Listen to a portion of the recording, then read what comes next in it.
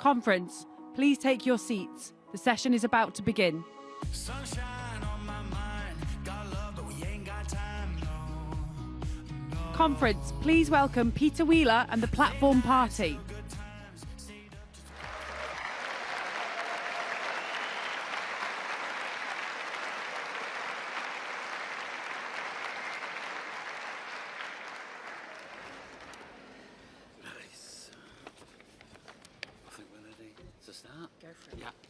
Just looking at the mics.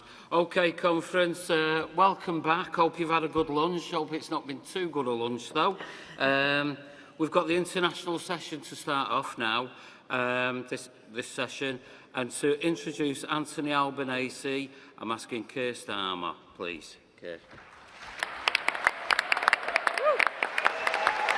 Thank you.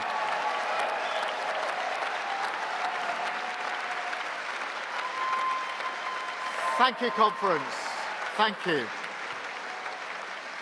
It is an absolute privilege to introduce a friend of mine, a real inspiration to those of us on the left, someone who is leading his country in the politics of renewal, and of course winning a landslide victory earlier this summer in Australia.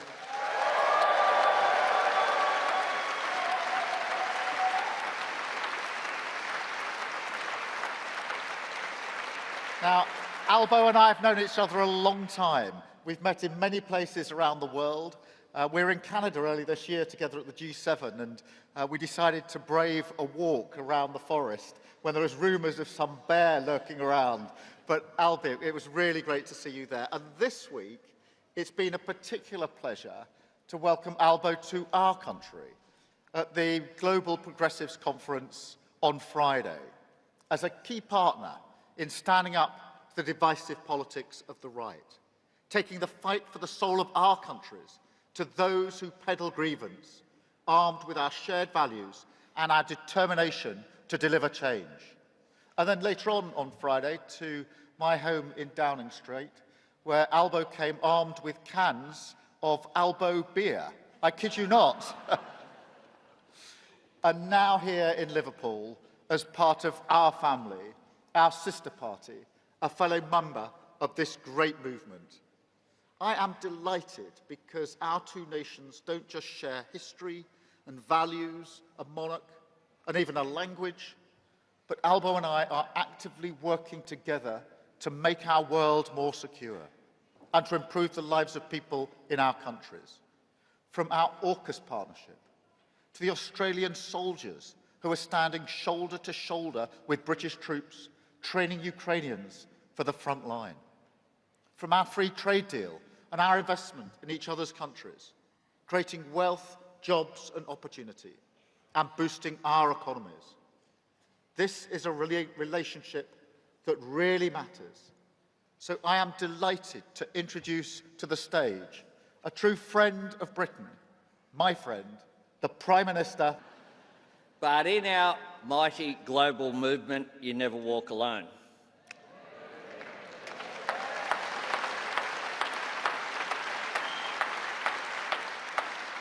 And just for balance, a shout out to all the evidence supporters out there as well.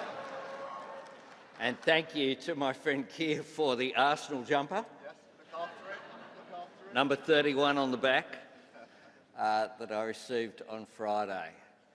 Thank you to my mate and your leader, Prime Minister Keir Starmer.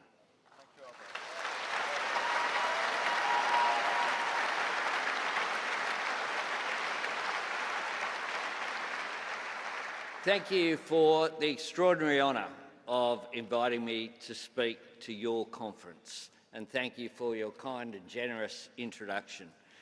Keir and I got to know each other pretty well during our time as leaders of the opposition, back when we thought that was the toughest job in politics. In opposition, I was always grateful for the chance to share ideas and compare notes. In government, I value the opportunities we have to work together and get results.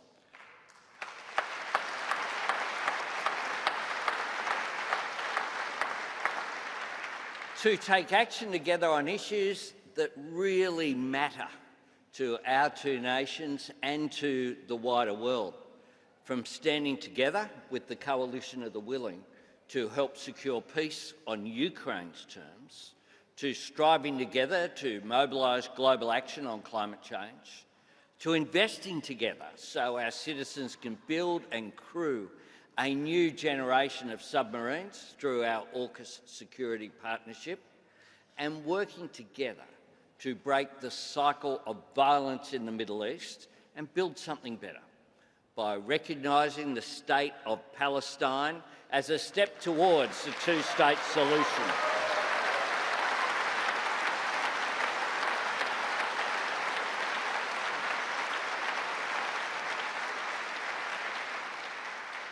We want to see, and we understand, that is so essential for Israelis and Palestinians to be able to live in lasting and secure peace.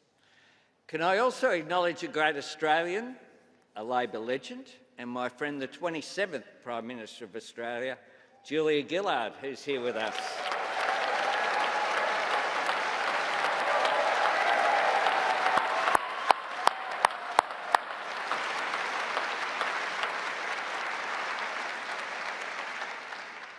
Friends, none of us who join the Labor movement, whether in Australia or here in the UK, do so in search of an easy life. And no one comes to a Labor conference expecting a quiet weekend. Our conferences are big, diverse and passionate family gatherings. And like any family, when we all get together, occasionally we have our differences. Commentators sometimes fixate on those. But the debates that we hold here are not just healthy, they're essential. They are a sign of life. The energy and enthusiasm of our rank and file members has always been the beating heart of our movement. As parliamentarians, we stand on your shoulders. And as parties, we draw our strength from solidarity of values, not uniformity of thought. That's what all of us who belong to the Labor movement understand. The reason passions run high at our conferences is because we really care, because the stakes are really high, because what happens here really matters, because our conferences are about what we want for our respective countries. We deal with real issues grounded in the real lives and aspirations of the people that we seek to serve. And just like Liverpool itself, this great city of creativity, invention and reinvention, our conference has always been a place for us to define our mission and renew our purpose. That is how we have endured and evolved. By having the courage to test ourselves, to demand more of each other, and by demonstrating to a new generation that we are alive to the challenges they face and engaged in the work of solutions. That's what both our nations did after the Second World War, when Clement Attlee and Ben Chifley and their Labor governments worked to build societies worthy of those who fought to defend the world from fascism and tyranny, by opening the doors of opportunity through education, by creating secure, well-paid jobs in manufacturing, by treating housing as not only the need but the right of every citizen, by making medicine affordable for all through Australia's world-leading pharmaceutical benefits scheme, and with the launch of that great pioneering endeavour in universal healthcare, the National Health Service. A promise that still binds, defines and drives both our Labor governments, that no matter where you live or how much you earn, you should be able to access and afford the healthcare you need.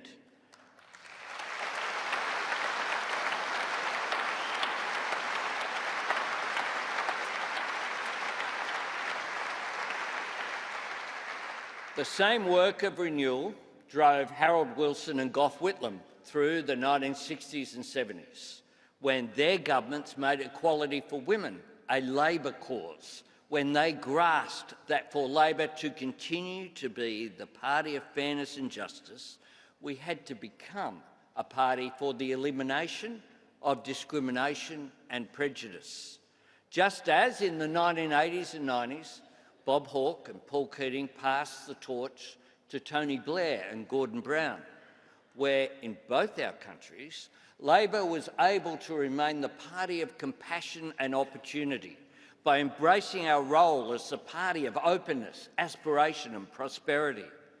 In the pages of the history books, and with the benefit of hindsight, all that seems like a natural progression, but we know different.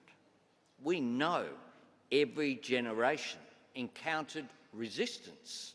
We know every generation had to overcome sceptics and cynics.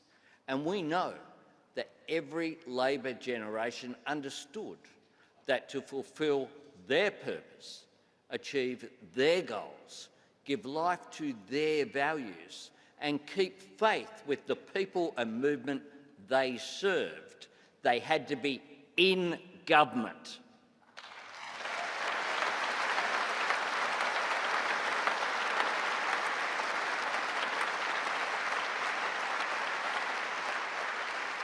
Government is where you get things done. The Labor mission has never been a theoretical exercise or just a rhetorical one. Our work is measured in deeds, and it depends on delivery, on change our citizens can see, tangible, practical outcomes that make a positive difference to people's lives. This is where all of you here in the UK had the most valuable resource for any Labor government, the asset every progressive leader in every positive and ambitious government wishes they had more of: time. To give you some sense of that, in Australia, my colleagues and I were re-elected less than 5 months ago, and yet our next election is due before yours. For Labor governments, every single day counts, because it takes time to turn promises into progress. It takes time for plans to work and be seen to work, for inflation to fall, wages to rise, new homes to be finished, new energy connected, new hospitals to open, new investments in education to flow into results. It takes time to tackle problems that have been created over decades. It takes time to repay trust by delivering on commitments, and in doing so, build trust for future action. It takes time to make change with people and make change work for people. And none of that means we can expect or ask for patience. Cost of living pressures do not wait. Communities that need new jobs and homes cannot wait. Families that need better schools and hospitals cannot wait. The challenges that the world throws at us, from economic turmoil to threats to our national security, never wait. And the action that we need to take on climate change, the work we need to do to seize the jobs and opportunities of clean energy, that cannot wait. So while governments always need to be able to tell the difference between what's urgent and what's important, in the end, we have to do both. To take immediate action in a way that anticipates and creates future opportunities, to navigate stormy seas while always keeping our eyes on the horizon, and to bring both optimism and urgency to the work of delivery, to acknowledge the pressures that people are under, explain the causes and take action to help. To make it clear that while we cannot always predict or control the challenges we will face, we can determine how we will respond. In Australia, our election came against the backdrop of the worst global inflation since the 1980s and the biggest international energy crisis since the 1970s. And there was no quick fix, no easy answer. These same circumstances had brought about the defeat of incumbents around the world, and had some predicting that our first-term Labor government would be defeated or reduced to minority. But one of the reasons we won re-election, and indeed were able to increase our majority, is because in difficult times we offered people real hope. We didn't pretend that we had solved every problem in just 3 years, but we could point to an economy that was turning the corner. Inflation down, wages up, unemployment low and interest rates starting to fall. And we offered a second-term agenda that built on the patient and disciplined work we had done in our first term. A positive plan to cut taxes, boost wages, build homes, and make it easier to see a doctor for free. That is the work we are focused on delivering now. That's the essential task of every Labor government, to apply our timeless Labor values to the challenges of our time. And friends, in 2025, our values and purpose and effort are needed more than ever before. In an era where artificial intelligence is transforming our economies, we must stand up for secure jobs and fair wages. We must show our citizens that what Harold Wilson called the white heat of technology can forge new opportunities for working people. At a time where young people feel the housing market is beyond their reach, we must build the new homes and create the economic opportunity that revives the dream of home ownership. For cities and regions on the front lines of economic change, we must invest in the education and training that empowers people to fulfil their potential. And we must build the clean energy that will power new jobs and industries. We approach this work with determination and with optimism, because all of these problems can be solved, all of these opportunities can be seized, but only if our people continue to see our institutions as the best way to make it happen. We all know this is a time when trust in governments and institutions is under challenge. We all sense this is an era where our capacity for peaceful disagreement is being tested.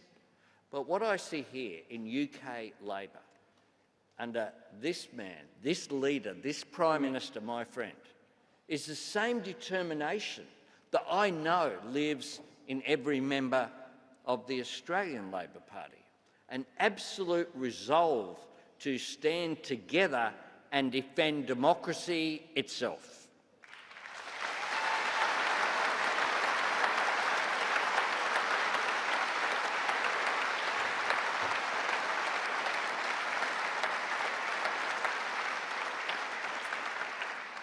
Friends, this is where one of the oldest choices that both our parties made remains one of the most important.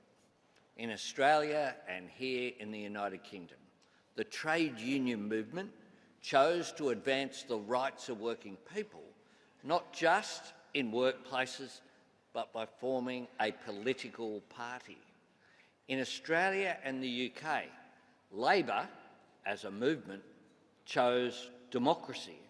We chose Parliament and progress over protest.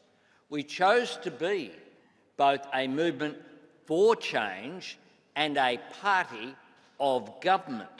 We chose to make ourselves part of a system where our political fortunes rise and fall on the power of ideas and the judgment of our citizens. We set ourselves the task of winning people's trust and proving worthy of it. And make no mistake, when we chose democracy, we chose the hard road, because building to last takes time. Delivering change is more difficult than just demanding it. Working within the system is tougher than railing against it. And creating solutions requires more of us than just shouting slogans. In a democracy, being a party of government means grappling with uncertainty and complexity.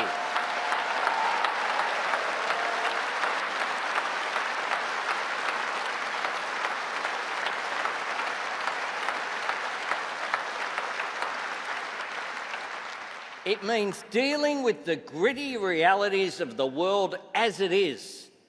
And it means making, and yes, owning, tough decisions in the national interest, being honest with people about the scale of the challenges facing us and the time and effort required to meet them. But friends, we wouldn't have it any other way. We're better for all of that. Our plans and policies are stronger for it. Our vision and our ambition for our people is bigger because of it. And our countries are better for it too, because in the end, the hard road is the only one that takes us anywhere. Tearing things down is easy, but it doesn't leave you with anything. The low politics of fear and resentment are easy, but they only divide the country, they don't advance it.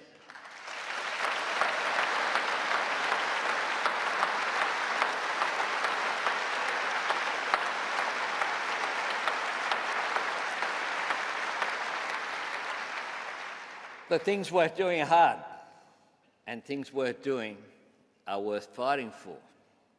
Friends, democracy was a defining choice that both our parties made. I want to finish with an old truth that both our movements know, a message that the men and women of the trade union movement carried on their banners more than a century ago. Unity of Labor is the hope of the world. That has always been Labor at our best. Unity of party and unity of purpose. A movement that looks out to the world with hope for the future and works together to make it better. Unity of Labor reflects the power of solidarity to drive change, and it reflects the responsibility of Labor to promote unity, to foster cooperation and understanding in the world, and to build cohesion, respect and harmony at home. We do that by embracing patriotism as a truly progressive cause, by demonstrating that our love of country is what drives us to serve it, and also to change it for the better, by encouraging pride in everything that sets our nations apart from the world, by building faith in everything that brings us together, and by making it clear that the strength and power of the symbols that unite us lies in the faith that they belong to all of our citizens, not just some. Because in both our nations,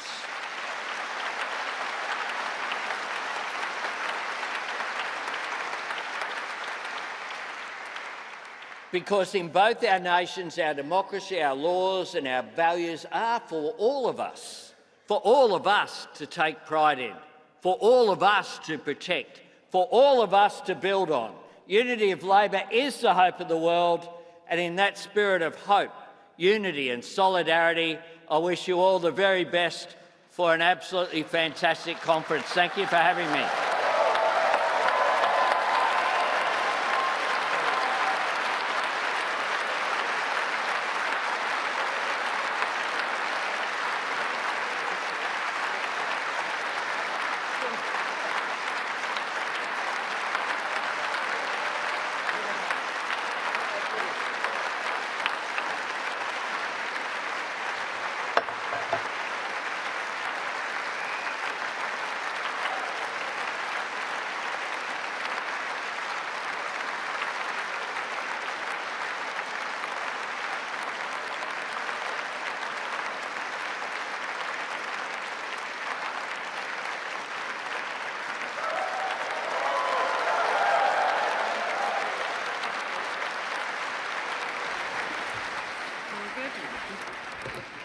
Let everybody take the seats.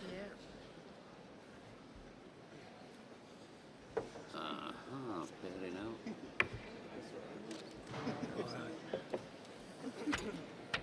Okay, everybody, I'll just let everybody get settled and then we'll get started again. Settling could take a while.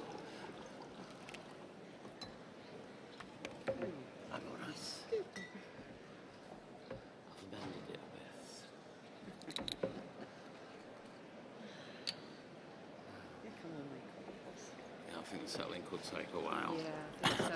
Quite a big turnover. This is good. Where's the gym?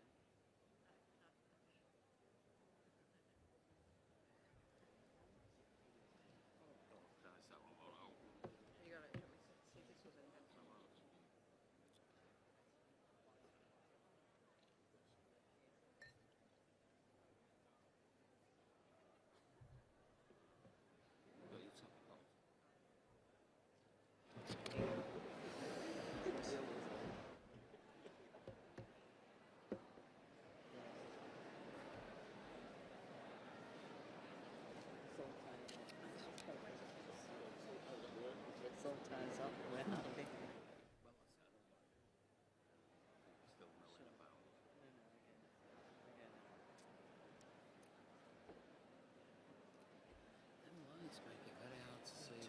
Too much talking, I think. Yeah, I'm going to mention that. Right.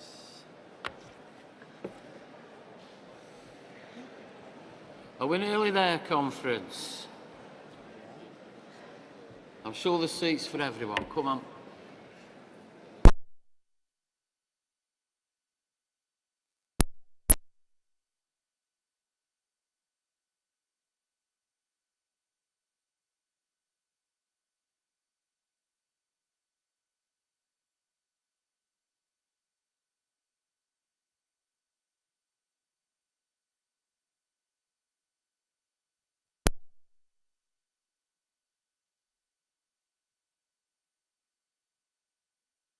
Let's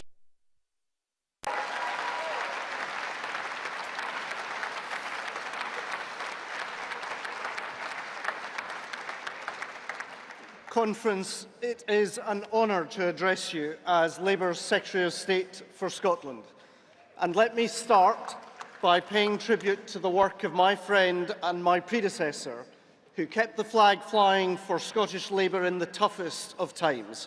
So, Ian, thank you for the work that you've done and the service you have given our party.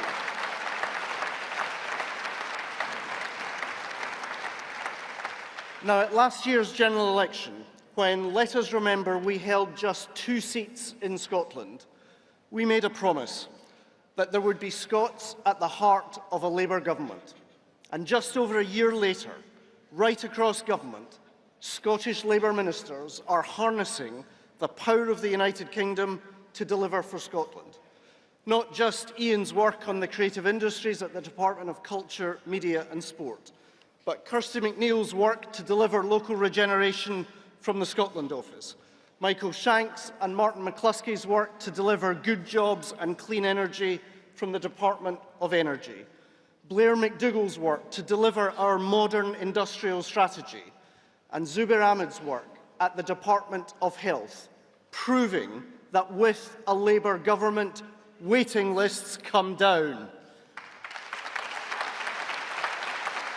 We pledged, Conference, that a vote for Scottish Labour wasn't just a vote to send a message, it was a vote to send a government. A promise made, Conference, a promise delivered.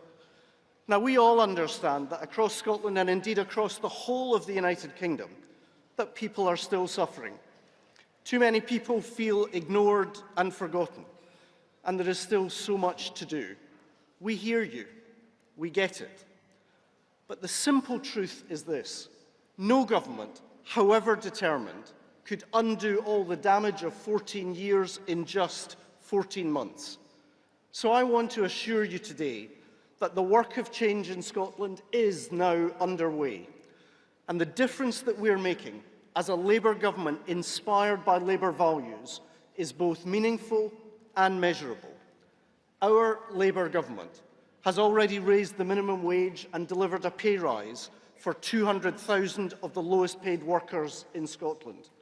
We've delivered a £10 billion frigate deal that will secure 2,000 well-paid unionised jobs and so guaranteed the future of shipbuilding on the Clyde. We've delivered the largest budget settlement for Scotland in the history of devolution, burying Tory austerity once and for all. And Conference, thanks to the campaigning efforts of our Scottish Labour MPs, last week a Labour-led Scotland office delivered direct funding of almost £300 million for regeneration to communities across Scotland, from the inner cities to the outer isles. So why, with the UK government now delivering record levels of investment to Scotland, do our communities feel that their public services are worse and not better?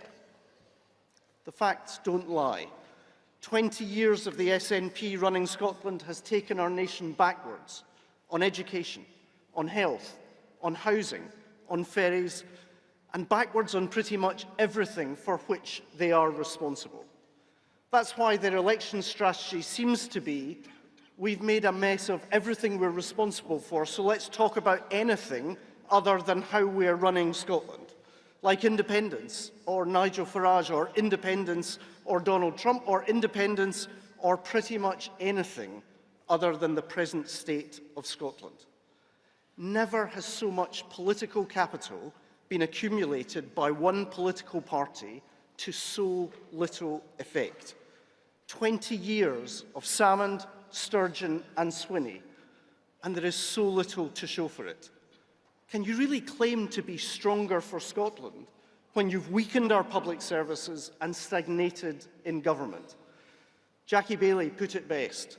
The truth is, if John Swinney knew how to fix the challenges Scotland faces, he'd have done it by now. But conference, if the SNP won't talk about their record, then we surely will. In our hospitals, 1 in 6 of us are on waiting lists in Scotland. 100,000 Scots waiting in preventable pain for more than a year. In our schools, a sorry record of rising violence and falling standards. A housing crisis that continues to worsen, an economy held back. The majority of the Scottish public already know that the SNP are bad enough that they deserve to lose. So our challenge over the coming months is to convince the majority that we're good enough that we deserve to win. Together, from now until next May, we will make the case that a different and better future for our nation is possible. The SNP as a nationalist party is dedicated to making Scotland independent. Everyone understands that. But the harsh truth is that if you wake up every morning thinking, what can I do today to move Scotland closer towards independence? That means you start the day focused on difference, on division, and on grievance.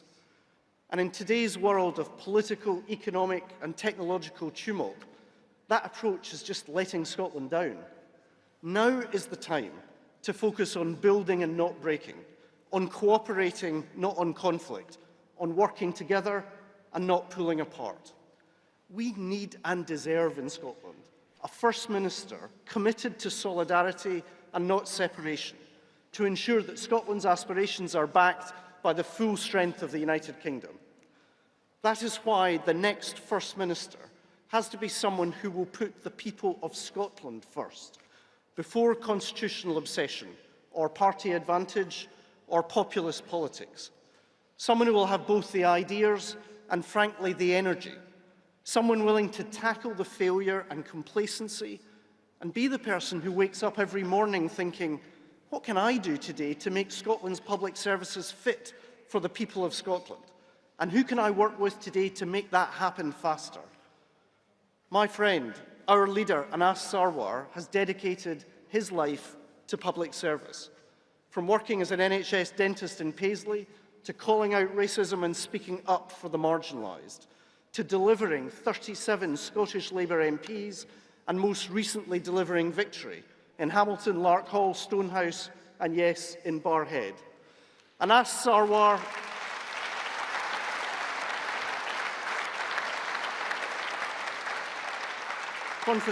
Anas Sarwar just keeps listening, keeps working, keeps leading, and yes, keeps winning. Conference, let me ask you to show your appreciation for our Scottish Labour leader, the man I believe, with your support, will be Scotland's next First Minister, Anas Sarwar.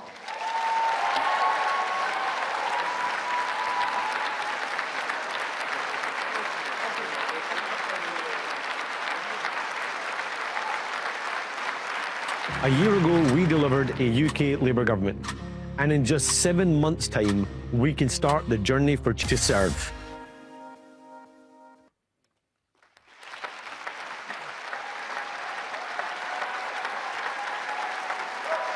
Conference, thank you. Conference, thank you. It's an honour to be with you here in Liverpool today, and it's fantastic to be introduced by our new Secretary of State for Scotland, Douglas Alexander. Douglas, as Secretary of State and as co-chair of our Scottish election campaign, alongside the brilliant Jackie Baillie, I know... Yeah, big cheer for Jackie. I know you will bring your passion, intellect and energy to help deliver another historic election victory in Scotland next year. And Douglas, you're carrying on the important work done by our dear friend Ian Murray. The conference, Douglas and Ian are now just 2 out of 9 Scottish Labour MPs serving our great country as ministers, proving that Scotland is at the heart of our Labour government and that Scotland is the beating heart of Labour's future.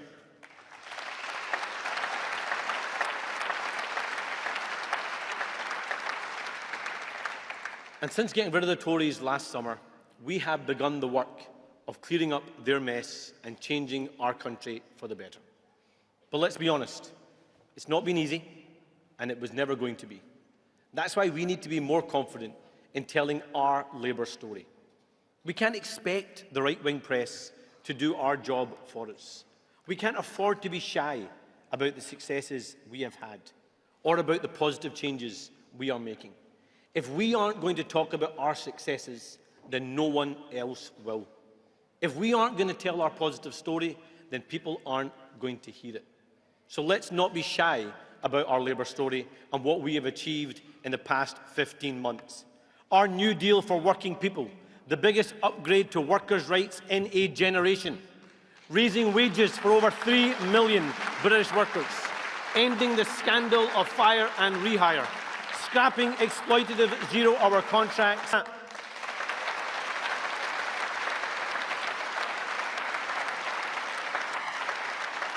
We have returned the United Kingdom to the top table in the world. We've led the way in calling for peace and security across the globe. We've stood by Ukraine in their struggle against Russian aggression. We have stood with our NATO allies in the defence of our European borders.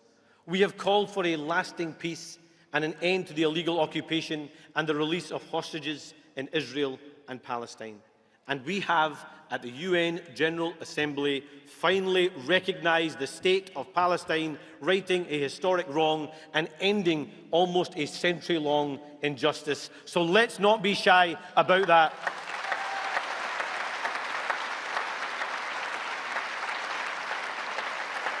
Because, Conference, this is a Labour government promoting peace, securing trade deals and standing up for Britain on the world stage, meaning more investment, more jobs and more exports and better outcomes for Scottish workers and Scottish businesses. Trade deals with the EU, India and the US that will increase exports by billions of pounds, attract billions in investment and create tens of thousands of new, well-paid jobs. So let's not be shy about that.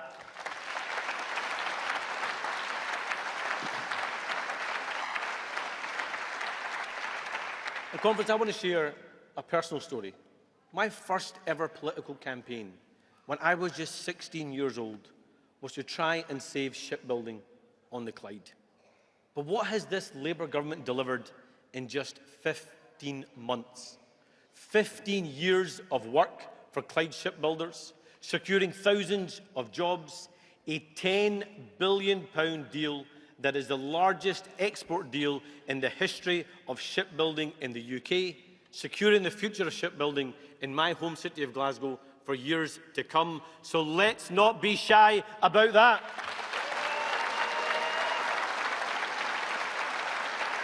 And after a decade and a half of Tory misrule, this UK Labour government has ended austerity once and for all. This is the difference that a Labour government is making. So let's not be shy about that. And none of this would have been possible if we hadn't got rid of the rotten Tories last year. A UK Labour government improving lives across the country. But, Conference, the truth is that we need to go further and shout louder about what we have done. Because the fact is, we are allowing our opponents to set the political weather too often. We are changing lives for the better, but we have to be more confident in telling our story. Confident in how we're improving lives for the better. Confident in how our Labour values reflect those of our great country. And confident about the UK's future. But the work of change is not being felt equally across the UK. Because in Scotland, we are being held back by a tired and out-of-touch SNP government. Let's look at the contrast. In England, under Labour, NHS waiting lists are falling. In Scotland, under the SNP, 1 in 6 Scots are on an NHS waiting list. Here, patients are being seen quicker, but not in Scotland. Do you know there are more people waiting over 2 years on an NHS waiting list in Glasgow alone than the whole of England combined? Here, schools are now recovering after a decade and a half of Tory misrule, while under the SNP, our schools are falling down the international league tables. Here, the Labour government is getting spades in the ground to build new homes, while in Scotland, the SNP are failing to deal with a national housing emergency. A UK Labour government is returning neighbourhood policing to local communities, but in Scotland, under the SNP, police numbers are cut and police stations are closing. So if you want to feel change in Scotland, change in the parts of government that touch you and your family every day, then we need to beat the SNP, replace the First Minister and have a new occupant in Butte House.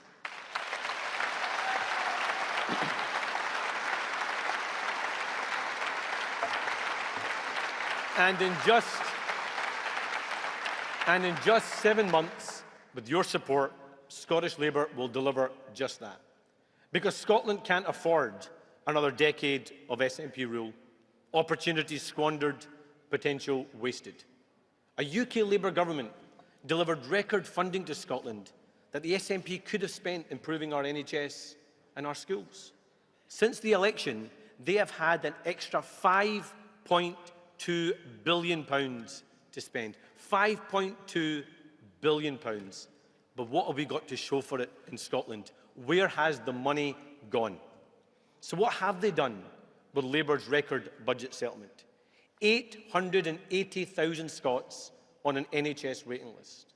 100,000 patients waiting for over a year for treatment.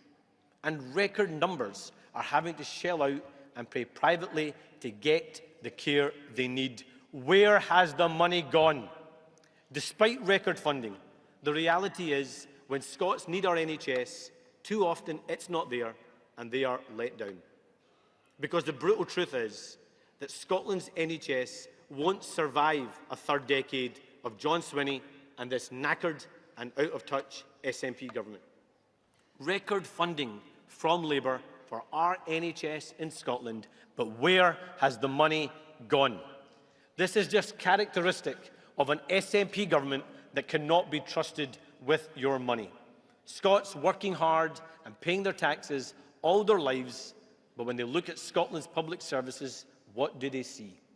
Cuts to police numbers, rising violent crime, falling education standards, 10,000 homeless children, and Scots being forced to emigrate to get jobs as doctors, nurses and teachers.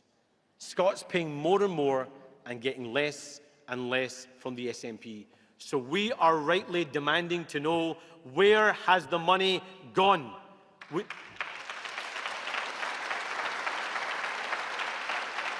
We need to stop the SNP embezzling opportunities from Scots with their incompetence. And that's why there's a stark choice before Scotland in just 7 months. More failure and decline with the SNP or a new direction with Scottish Labour. The choice is the past with John Swinney or the future. That is the simple and straight choice before the people of Scotland. And the need for change to unlock Scotland's potential could not be clearer. Scotland is a nation full of ambition, potential and opportunity. We have world-leading businesses, unique natural resources and global brands that command respect across the world. We are world leaders in renewable technology, home to cutting-edge scientific and tech institutions and several renowned research-intensive universities. Scotland has so much to offer, but the truth is we are being held back by an SNP government that looks for excuses, not solutions.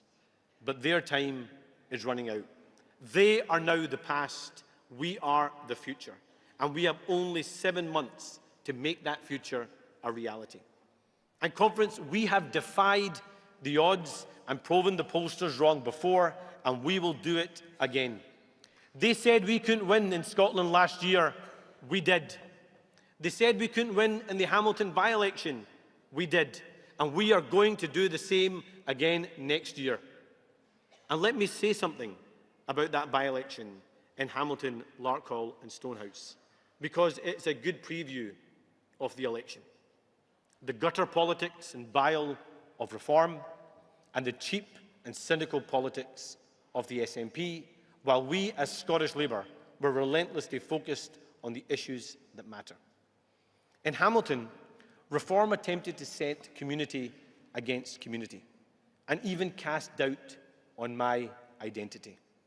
The truth is, Farage probably didn't even know where Hamilton was. He probably thought it was a show in the West End of London. So I say to Nigel, Scotland is my home. I am working day and night to change my country for the better. My story is Scotland's story, whereas you are a pathetic, poisonous little man that doesn't care about Scotland, doesn't understand Scotland, and Scotland will utterly reject you.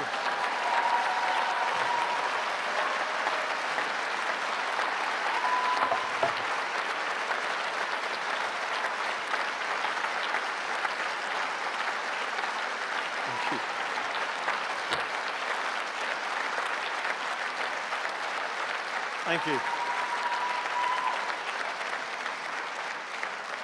And friends, all reform can do is create noise.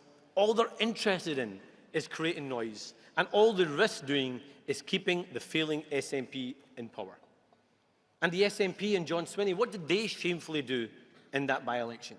They talked up reform and attempted to push people towards them, because they would rather do that than talk about their own record. Well, I am glad that the good people of Hamilton, Larkhall and Stonehouse sent them both packing and led the way, and I'm confident that Scotland will do the same next year.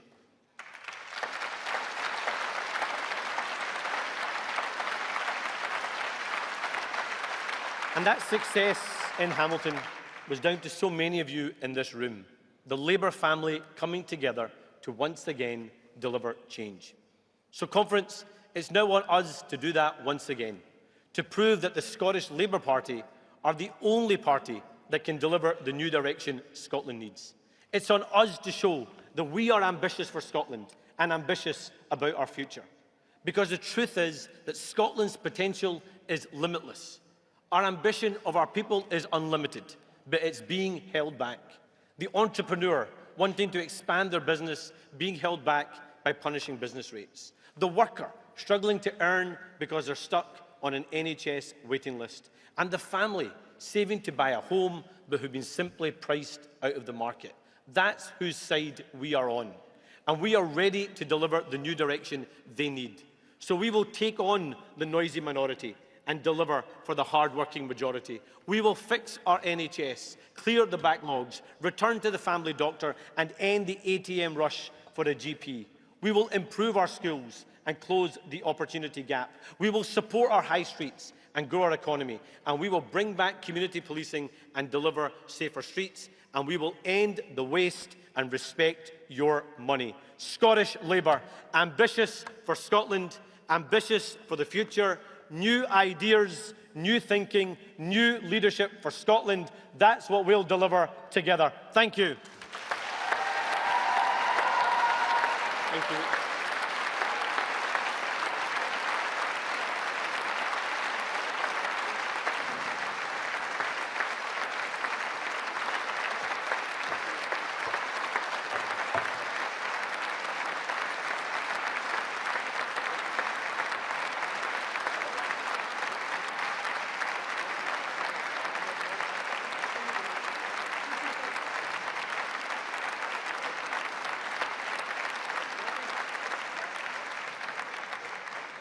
Thank you for that, Anas, and thanks for your support.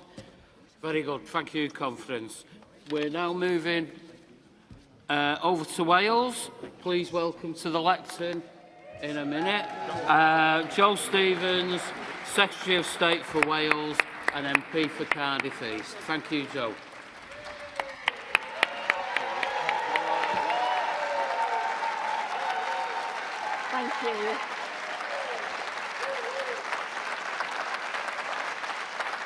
Thank you. Thank you, Conference. Thank you, Chair.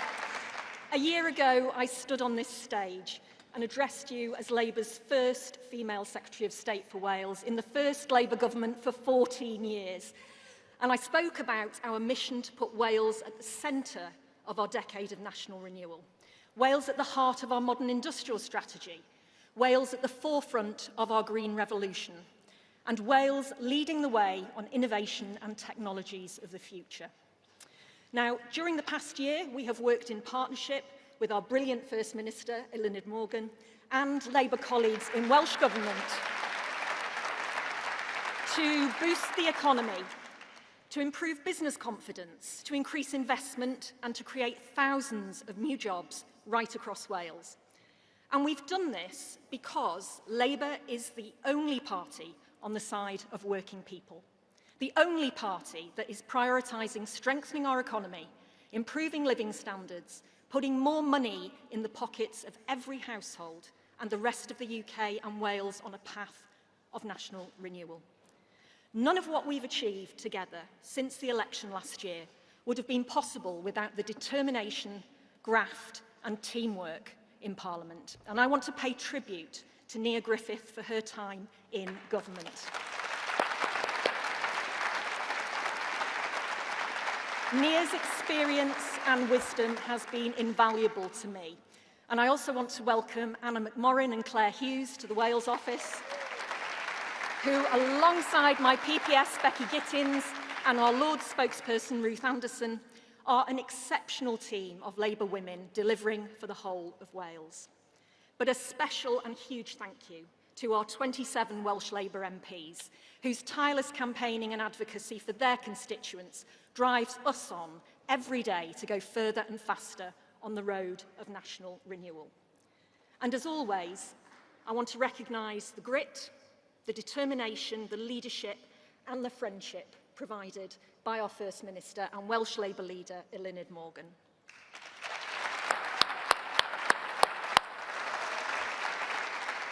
Now, the past 14 months have been all about delivery, all about two Labour governments delivering for the people of Wales.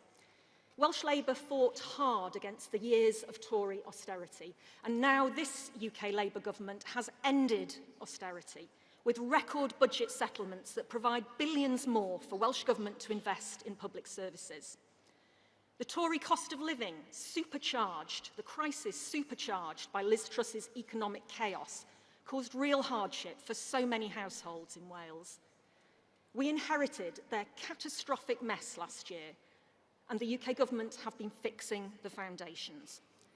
That's why we gave up to 160,000 workers in Wales a record pay rise through increases to the national living and minimum wage.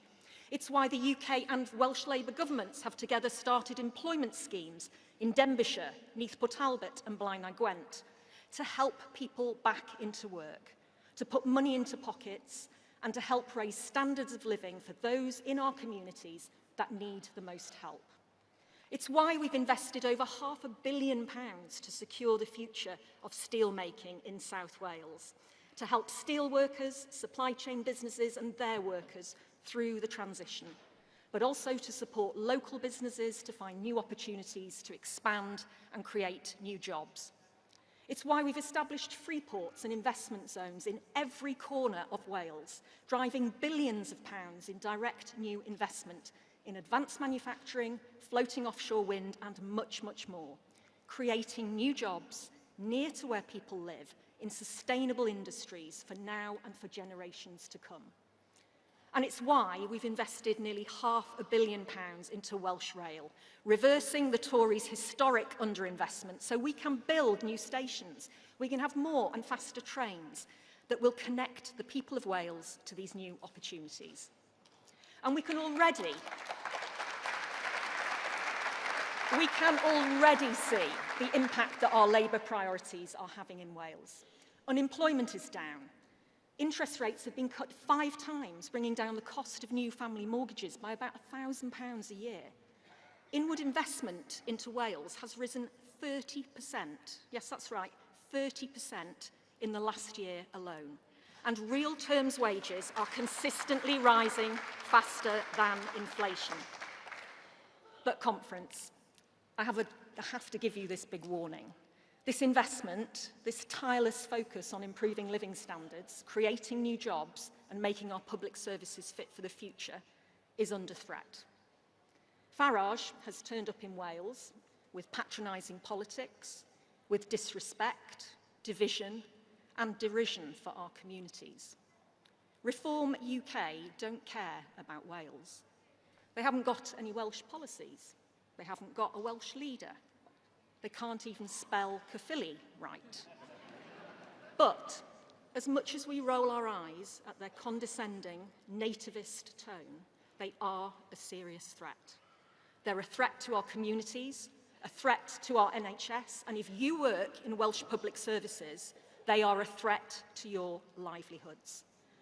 And the other nationalist bedfellows, Plaid Cymru, demonstrate every day how they're not a serious party and cannot be trusted with the levers of government. Plaid exists only to rip our nation apart, and at a time of global instability and threats to our national security, to rip us out of NATO. Constitutional obsessions backed by fantasy economics, more unfunded spending commitments than a Liz Truss mini-budget. How much would Plaid's disastrous plan for independence cost? Well, conference, I can tell you, because the UK government analysis has found that Plaid's plan for independence would cost Wales over £21 billion each and every year just to maintain the same level of services we have today. That's more than £11,000 for every working-age adult in tax rises and austerity cuts every single year. Now, if Plaid really want to be taken seriously, they need to be honest and confirm whether they're going to tax Welsh families into poverty or cut public services to the bone. Labour has ended austerity in Wales, so don't let Reform or Plaid impose it on Wales again.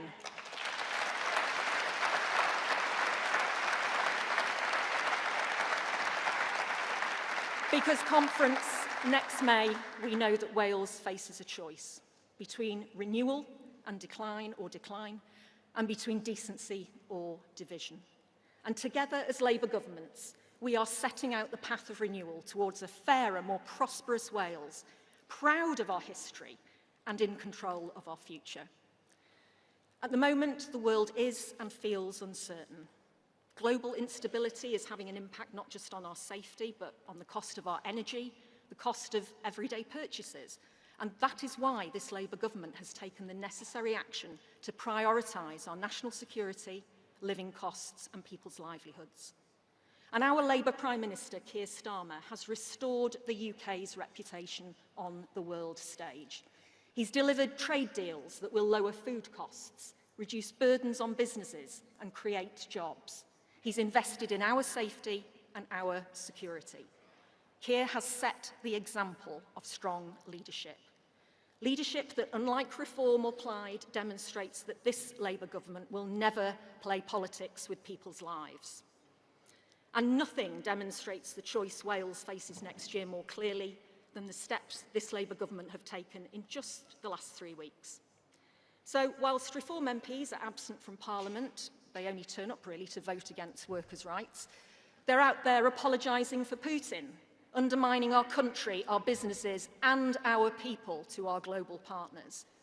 Meanwhile, I've been in Caerphilly launching Wales's defence growth deal that will strengthen our armed forces and create new high-skilled jobs in Wales's defence sector.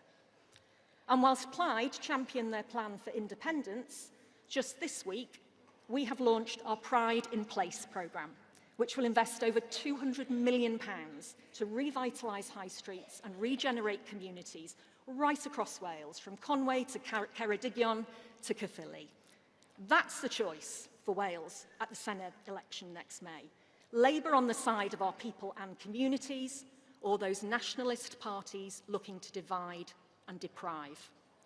Only two Labour governments working together can and will keep Farage out of Wales and lead our country on that path of renewal.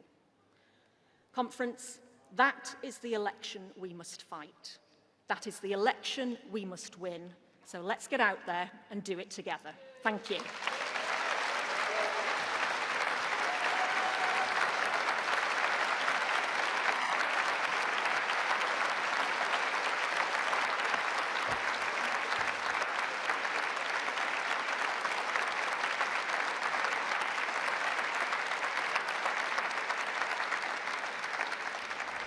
Thanks for that, Joe. Very inspiring. We're now going to see another video, which will then introduce Eluned. Yeah. So.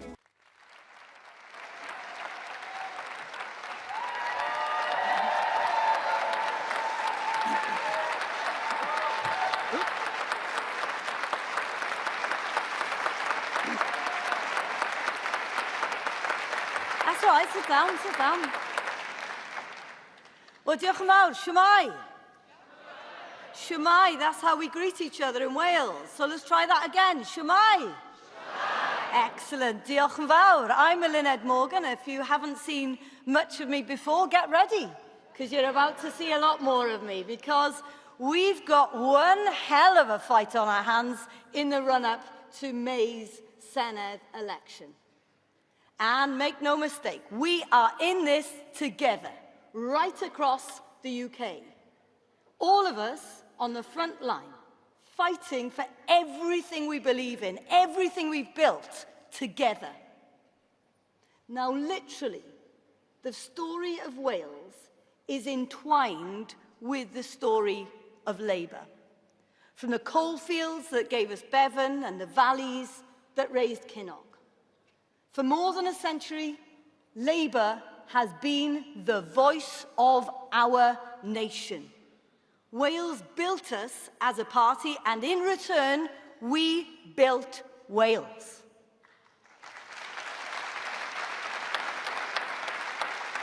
But let's be brutally honest. The polls are not looking good. People are angry. They're disillusioned. Our voice, the voice that's always fought for them, is getting drowned out by the carnival of charlatans and the circus of snake oil salesmen. Now, Reform blames foreigners. Plaid blame Westminster. Divisive nationalism in different forms. Different poison, same bottle. All with answers that sound brilliant until you ask, how? They can't tell you, but I can. Because unlike the merchants of false promises, unlike the peddlers of easy answers, Welsh Labour doesn't just talk, we deliver. Using the powers of devolution to build a nation that doesn't just reflect our values, but fights for them every single day through what we call the Red Welsh Way.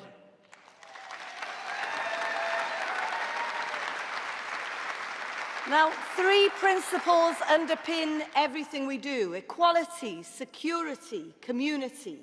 We're the only part of the UK with a social partnership enshrined in law, the only one protecting future generations in law, the only nation giving every primary school child a free school meal, and the only government to stop profiteering in children's care homes, giving free prescriptions for all, free bus passes for older people, and the only government guaranteeing the real living wage for care workers. That, my friends, is socialism in action.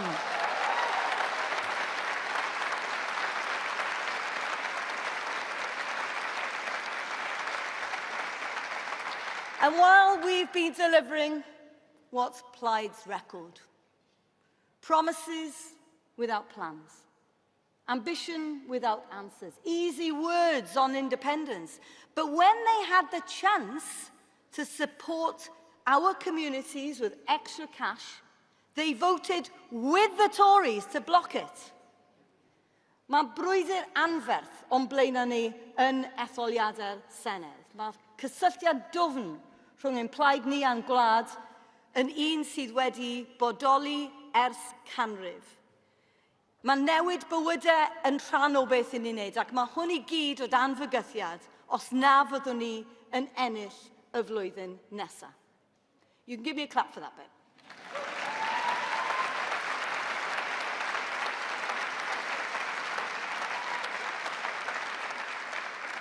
Now, we know that tomorrow's Wales won't be built on yesterday's achievements. Our high streets matter. I've heard it directly from people in Caerphilly, where we're facing a crucial by-election. And if we want them to thrive, we have to protect them. And that's why we'll build on the UK government's announcements and introduce new licensing powers to curb the spread of vape shops, keeping our town centres safe, balanced and welcoming.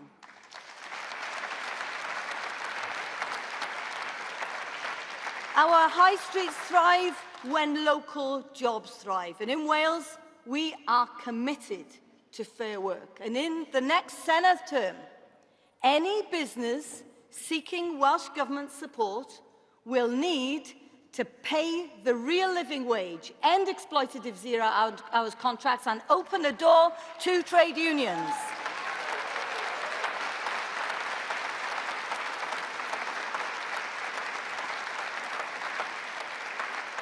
Because public money must mean public good. And we're making it easier to get to work, but also to socialise. We've spent £800 million on new trains and created a modern South Wales metro. And from December, new late-night services will run from Cardiff to the Valleys, and we're doubling trains on the Wrexham to Chester line. Now, Conference, when Labour governs in Cardiff and Westminster, partnership delivers, not in theory, but in practice, backed by the biggest financial settlement in the history of devolution. So because of that, we now have safer coal tips, higher wages for Welsh workers and 2.7 million NHS appointments delivered every month in a population of 3 million people. But our work is far from done. People need us to move faster, hit harder, deliver bigger. But without the powers and the money to fully match our ambition, it'll be much more difficult. And that's why Wales needs powers over youth justice, so our communities can shape solution, fair rail funding, and yes, control over our natural wealth, our wind, our seas, our energies, because we'll always stand up for our people and for fairer, more equal devolution. We stood firm under the Tories and we stand firm as Welsh Labour today. Because it's our membership card that says it's best. Country first. So we'll never stop pressing for every power, every pound that Wales deserves. But while we're building the future, others are busy polishing their wrecking ball. Reforms plans? Gut the NHS. Flog and frack everything that moves. Turn Wales into their testing ground for an ideology that puts profits before people. To them, our health service isn't a lifeline, it's a profit line. A business opportunity waiting to be carved up. We've seen this play before in Wales. Nigel Farage's UKIP party elected 7 members in 2016, and by the end of the term, 6 of them had left, drawn by infighting, broken promises and internal chaos. And just this week, their former Welsh leader admitted taking Russian bribes. And right now, they're attacking our support for Ukrainian refugees. This lot are putting Wales first. They're not putting Wales first, they're putting Putin first.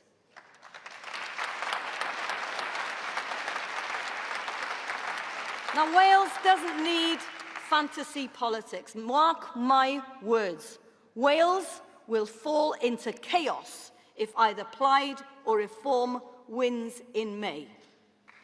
What we need is experience and stability in an age of instability, and that's what Welsh Labour can offer. So, conference, are we going to stand here and let vultures tear the heart out of all we've built? No. Welsh Labour is ready to stand up, but we need our entire movement behind us, because the result of May's contest will resonate through all our communities. So wherever you're from, stand with us. Let's build, not break. Let's show them Labour never gives up, never gives in. So are you up for the fight? Yeah. Then bring it on.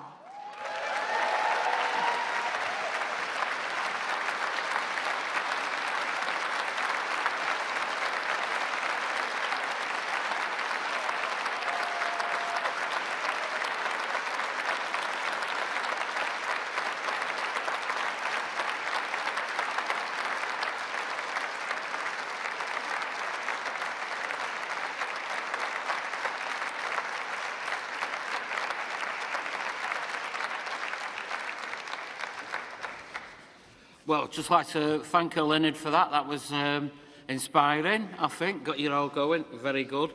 So much so I'm having to go and rest now. We're changing the chair for the next session. We'll be covering the Treasurer's report and the constitutional amendments. So I'd like to welcome, looks round his shoulder, Abdi Dual. Is Abdi here to chair the next session? Of course he is, on cue. Thank you, Abdi, and thanks, conference, for your patience.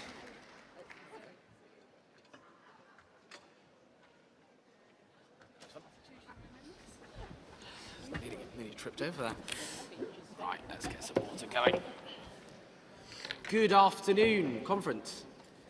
I hope people aren't leaving because I'm starting to chair, but anyway. Good afternoon, conference. Hope you're all right. We're now going to welcome to the lectern the Labour Party Treasurer, Mike Payne.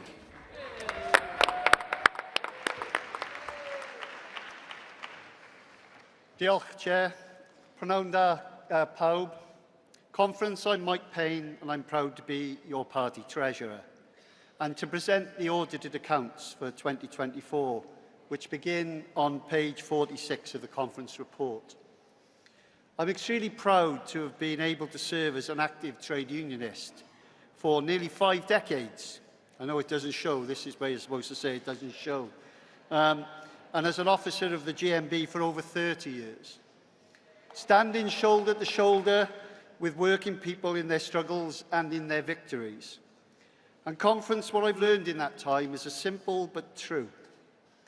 The real tools we have to deliver lasting change don't just come from our values or our words, but from how we choose to organise, how we resource, and how we sustain our campaigns to deliver policies for people across the whole of the UK. Policies like the Employment Rights Act. When we invest properly in the fights that matter to our members and to our communities, we give ourselves the strength and organisation to win. That is how we turn solidarity into action, and action into the results that matter most to working people. We also know that for our party to be strong electorally, it must be strong in its foundations. That means resilient, sustainable finances, the kind of financial health that allows us to fight for what we believe, to grow, and to win for all people across the UK. In the last year, we have taken important steps to stabilise our party's finances. After a crucial election year, to protect our vital limited resources and to ensure that every pound raised is spent in such a way that it delivers maximum value for the party. As you walk around this conference centre this week, I want you to thank the team who have worked so tirelessly to put together the biggest conference that Labour has ever held, and also to take time to talk to the stallholders that are here and have donated this week. I'm pleased to advise conference that we now have a completely revitalised finance team, with a new Chief Finance Officer, Debbie Keir, the first female CFO in our party's history. Croeso, Debbie, welcome. In addition, we've appointed 2 new heads of service, and this team has hit the ground running and are already embedding modern checks and balances into our management processes. But this is not just about processes or spreadsheets. It is about accountability, it's about trust, and it's about building a party that is truly match fit for the challenges ahead. As your party treasurer, I'm working hand in hand with the General Secretary and our finance team to help drive a change in financial culture right across the organisation to make sure we're ready to win, win and win again. A culture where every level, from the General Secretary, political leaders, NEC members and staff, work together and are collectively accountable for the income for which our party depends. Because conference, good financial management is not just about how we raise money, but how we spend it too. Having the discipline to ask whether every pound is being put to its best use is not just a principle for the lean times, it must be the way we do our business at all times. Conference, I can advise you that we've just completed the most extensive audit process that I've known since I've been party treasurer, which has thrown up suggestions for our improvement, and I can tell you that we will be taking on board all of those recommendations, and indeed I can advise Conference that the new team have already begun to implement a number of those changes and will continue to work over the coming months to strengthen our management financial processes further. When I became party treasurer, I promised you that I would ensure the importance of living within our means, whilst also ensuring that financial discipline never comes at the expense of our core mission, which is campaigning and winning elections. No longer will finances be something distant or detached. Financial resilience, stability and sustainability are the responsibility of us all. That is what collective responsibility and transparency looks like. Conference, we should be really proud of the progress we've made and the progress we are still going to make.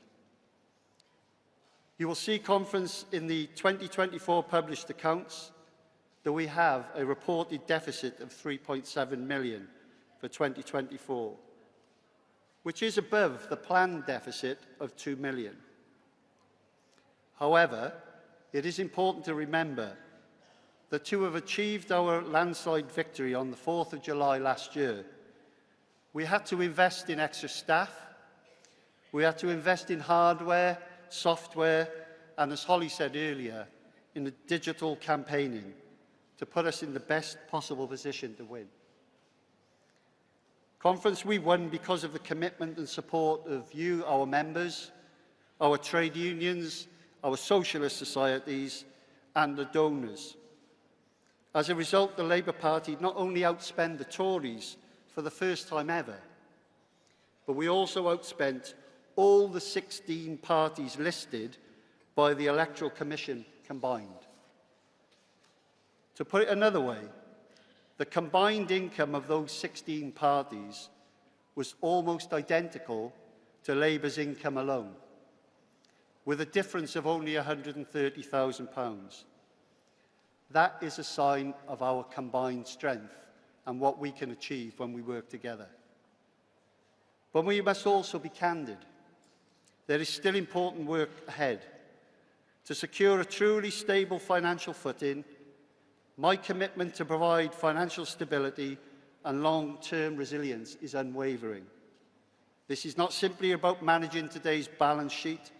It is about ensuring that in the short, medium and long term, we as a party are prepared for the challenges that lie before us.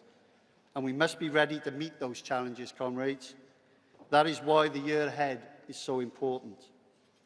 Conferences is our first full year operating without short money and Cranbourne monies. For those that don't know, that is the money that is given to opposition parties to sustain their organisation whilst in opposition. As a result of this loss of income, which equates to over 7 million, we are having to adapt to the challenges of fluctuating income. We mustn't be complacent, but this isn't an uncommon trend for a party transitioning from opposition into government. What matters now most of all is how we respond. We must plan ahead, tightening up where we must and investing where it counts. We are making sure that these fluctuations do not weaken our ability to campaign, preferring instead to sharpen our focus and control our expenditure. Let me be crystal clear. The General Secretary and I are absolutely as one in our endeavour to build financial resilience within this party. Because this is not just about numbers. It's about our ability to win campaigns, to grow and win elections, and to deliver for ordinary working people. Together, let us keep building a party that is accountable, resilient, stable, and unshakable. Because when our finances are strong, conference, our campaigns are strong. Thank you very much. Diolch yn fawr iawn.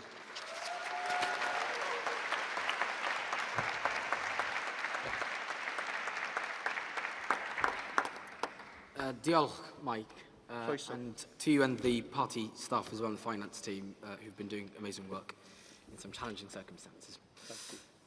Conference, we will now move on to the constitutional amendments. We have constitutional amendments from CLPs as well as from the NEC. To move the NEC constitutional amendments, I'm going to invite Maggie Ferncombe to the stage.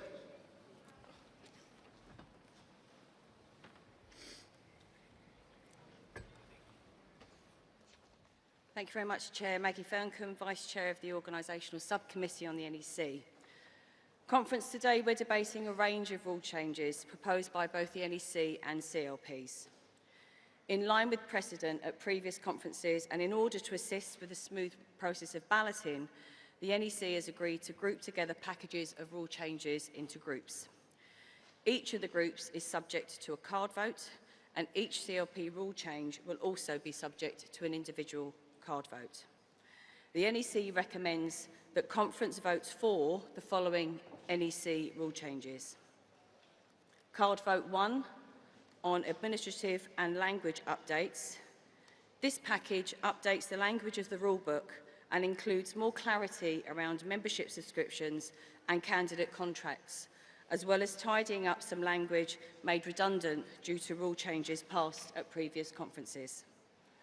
The language changes also reflect the changing nature of local and regional government to better include our fantastic directly elected mayors in our local government structures.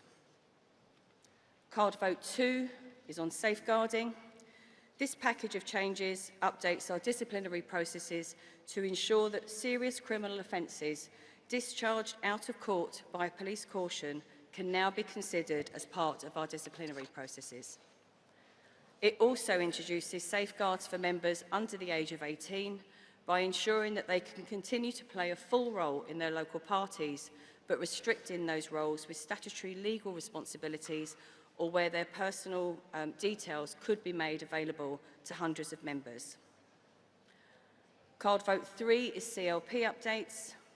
These amendments update our rules for CLPs to reflect the incredible success of the 24 general election, to make it easier for MPs to report back to their members on their work as an MP. It also makes changes that reflect the practices in lots of CLPs who alternate between EC meetings and members' meetings each month, and brings the rule on rescinding resolutions in line with these changes. Card vote 4 is on regional governance and representation. Card Vote 4 proposes a number of changes, including ensuring that our elected local government colleagues can play a full part in our regional conferences by attending with speaking rights, and returns the election of the regional executive officers to being elected by their REC colleagues. The changes also update the procedures for the MPF so that regional representatives are elected by the democratically elected CLP delegates in this hall, saving the party thousands of pounds in administrative costs. Finally, these changes give greater flexibility to our regional, Welsh and Scottish offices to establish young Labour branches across our regions and nations. And the last group of NEC rule amendments is Labour in Local Government, Card Vote 5. This final NEC card vote groups together several changes to Labour in local government, updating the procedures for payments of local government levies and also making further amendments that will ensure our groups can better deal with sensitive council and group matters in a confidential environment. Conference, I'll now just go on to speak on the CLP card votes, and the NEC is recommending that you vote against the following amendments. Card Vote 6 from Bracknell CLP. This amendment would stop elected representatives on regional and national bodies and all Labour Party staff from standing for public office. Every year, many elected representatives and staff stand for local councils, often in areas where it's really hard for Labour to win, but we want to ensure as many voters as possible have the chance to support a Labour candidate. Our NEC and regional executive committees also have specific places allocated to parliamentary and local government representatives, and this change would block them from continuing these roles while seeking reselection as councillors, breaking that vital link between our elected reps and our party structures. And finally, it would undermine the freedom of our trade unions and affiliates to choose the officials they wish to appoint to our NEC and other bodies, something we believe they should be able to continue to do so in line with their own processes. Card Vote 7 is Lewis CLP. This rule change would remove the party's ability to set logical timetables for selections of candidates at parliamentary level, allowing parliamentary selections to take place at any time, irrespective of any other party priorities. This change would place significant burden on our hard-working party staff who are often working on by-elections, crucial local elections and events such as this conference, forcing priorities have to be amended. And Card Vote 8 from Leighton and Wanstead, that rule amendment has been withdrawn. Finally, as a reminder, the NEC is recommending that you vote for the card votes 1 to 5 and against the CLP card votes 6 and 7. Conference, I move the constitutional amendments submitted by the NEC. Thank you.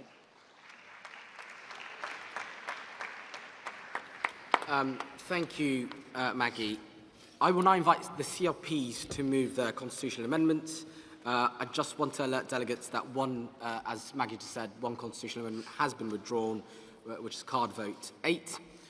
Does a delegate from Bracknell and Lewis CLPs wish to move their amendment?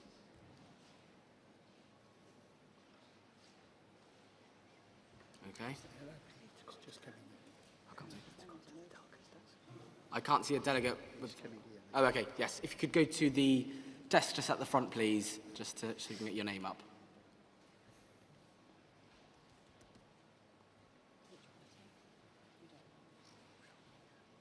How many minutes do they have?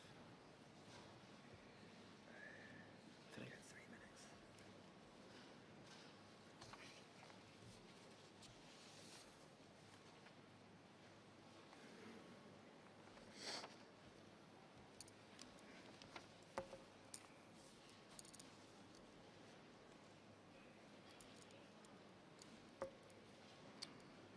Thank you, Delegate. You have 3 minutes when you get onto the stage.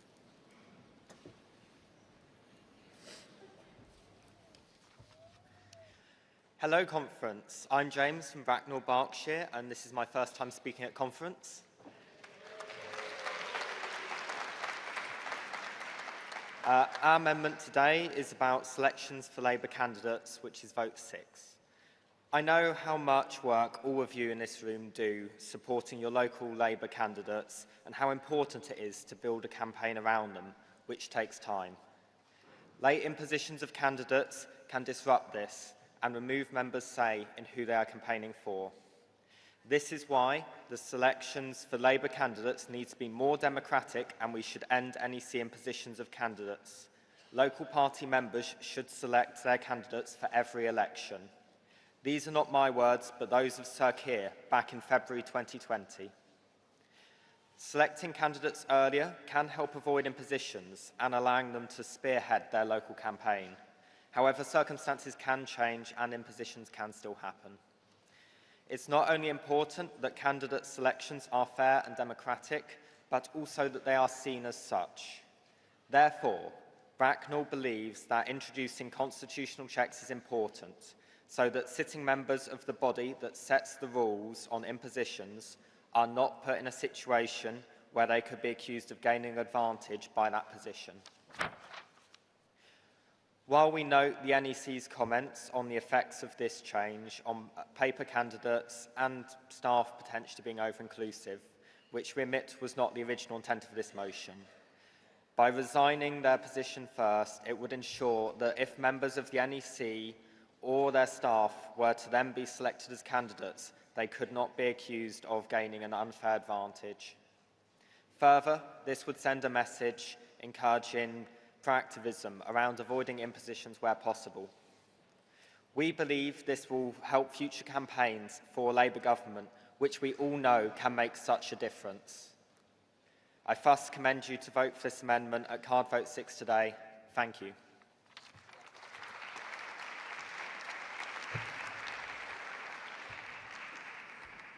Thank you very much, Delegate. We'll take the delegate from Lewis. Can we take the delegate?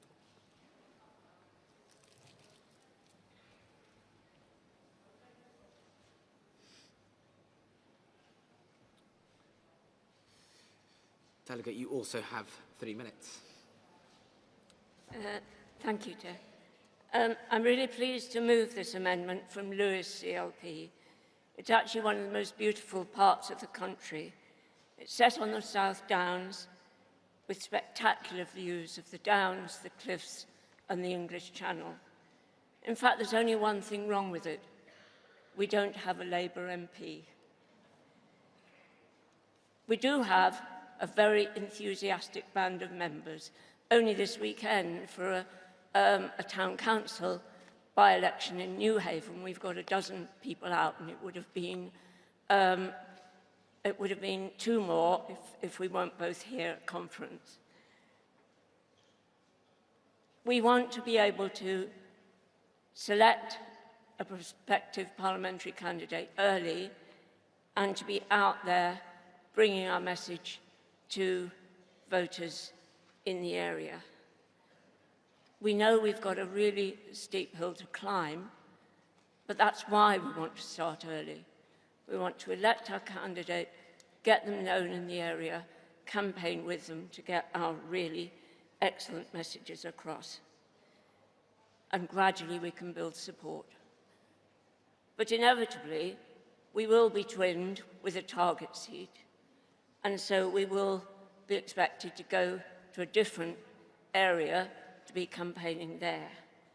But the big advantage is, if we have done all that work, knocking on doors, talking to people in our local area, not only have we built the enthusiasm of our members, but we've actually built experience. We've got new people on board. We can arrive at wherever we're sent. We can be knocking on doorsteps in that area with an experienced band of canvassers who have learnt that perhaps the hard way in some of the hardest areas of just how to get our message across. We know the NEC is not supporting this on this occasion, but we really would ask them to reconsider, because as far as we can see, there's nothing to lose in this amendment, but there's certainly everything to gain. So we really would ask you to support this amendment. We'd ask the NEC to reconsider, please. Thank you.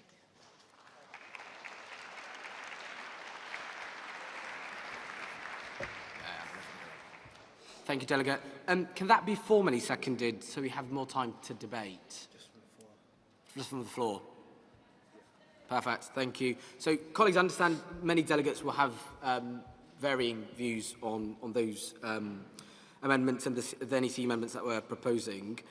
So there will be time for speakers in a moment, but with a lot to get through, I want to make sure that these CLP constitutional amendments are formally moved and seconded so that everyone gets an equal chance to make sure their priority issues are considered. So thank you, Conference. I will now take some speakers on constitutional amendments. It would be helpful if you could clearly state. You can go, okay, we can go to the front desk and they'll determine whether or not it is a point of order. So I'll now take speakers on constitutional amendments. It would be very helpful if you could clearly state which constitutional amendment you are speaking about, and I will take speakers in threes. Shall I wait for that first? No. Okay. If you could clearly indicate, please, if you are wanting to speak.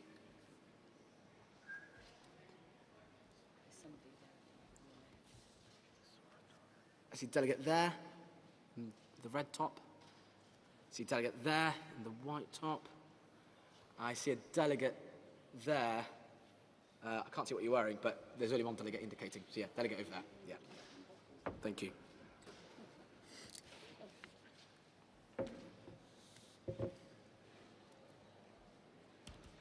Please go to the front desk just to register with the staff.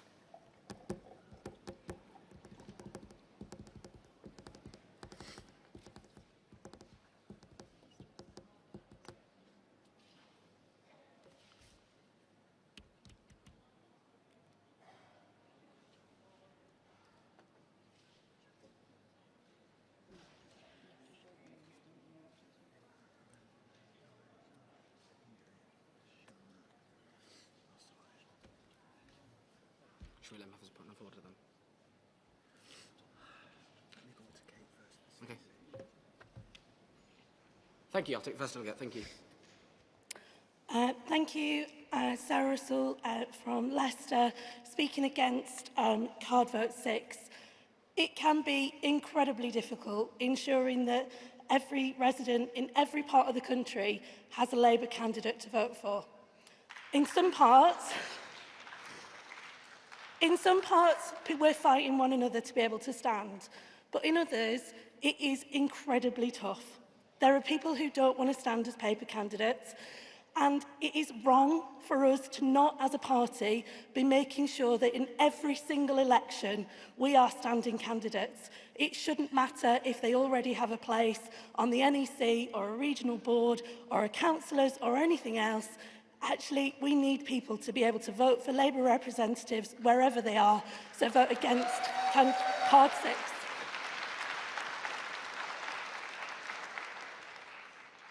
Thank you, Delegate. I'll take the second delegate now. Please do state which constitutional amendment you are speaking on as well, please. Hi. I'm Samuel Barnes of North Somerset CLP, and I'm here to speak against proposed rule changes for the election of MPF and the related amendments to go with that. My main opposition to these changes are the fact it will further the distance between members and members of the MPF and our policy-making programmes, and the fact that young members especially will see themselves disenfranchised when it comes to MPF elections, given the fact that the proposed changes will mean that only young member delegates will be able to vote for that position. Now, I was at my delegate briefing, and the number of young people in that room was perhaps not too many. We would be voting, maybe up to 10 of us, on who will represent young members on the MPF in the South West region. I don't think that's fair, and I don't think that's democratic. As such, I will be opposing the changes to MPF, which will make our party less democratic. Our party chair today stood in front of us and told us about the great thing about our party, which is the fact that we have a democratic right to decide how policy is decided within this party. And we will today, if we vote for these changes, be losing that. So I urge conference today to oppose any rule changes to the election of MPF. Thank you.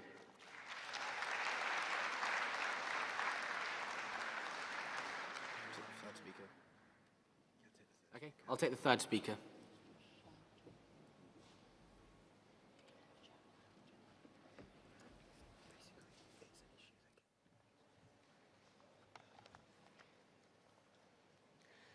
I am Councillor Rebecca Baker of Darlington Labour Group.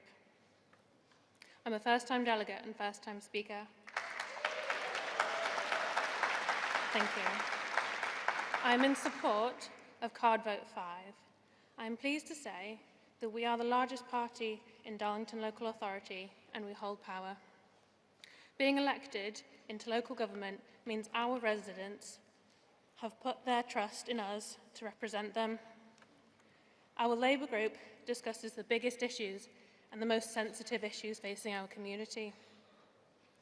We examine the evidence and the budget, we debate and challenge each other to reach united decisions to best meet the needs of our residents, and these meetings should be held in private. I am pleased that our CLP and LGC choose to not observe these meetings.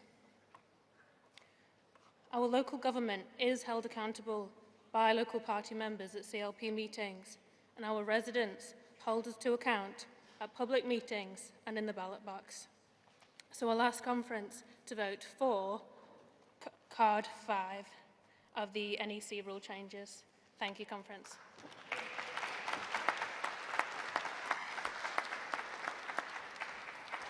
Thank you, Delegate. I'll take another round of speakers as well. I see that delegate there. I'll take that delegate there. I think of the red. I'll take that delegate there. I think you've got a white lanyard. Yes. There you go. That, yeah. Perfect. If you can come to the front and give your name in, please. And if you could, when you do speak, please do let us know which constitutional amendment you are speaking on. And if you're a first-time speaker as well, you'll get a clap from the floor. So do tell us that as well.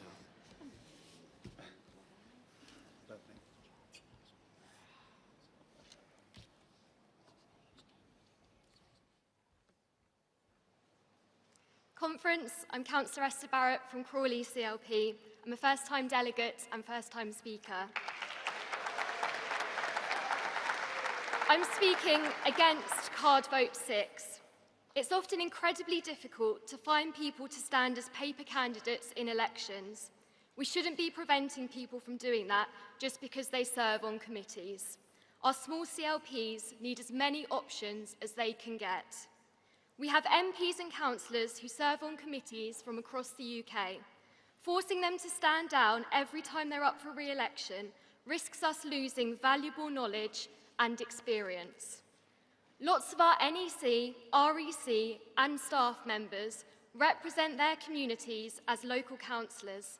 And as a party of trade unionists, we shouldn't be forcing people to choose between their local residents and their jobs or other positions. Thank you.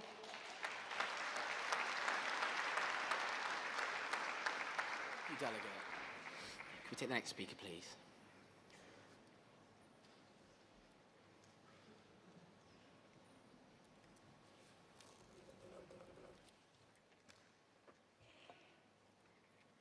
Good afternoon, Conference. I am Councillor Karen Shaw. I'm a CLP delegate here today, but I was also the parliamentary candidate for Runcorn and Helsby and currently sit as an REC member for the Cheshire CLPs.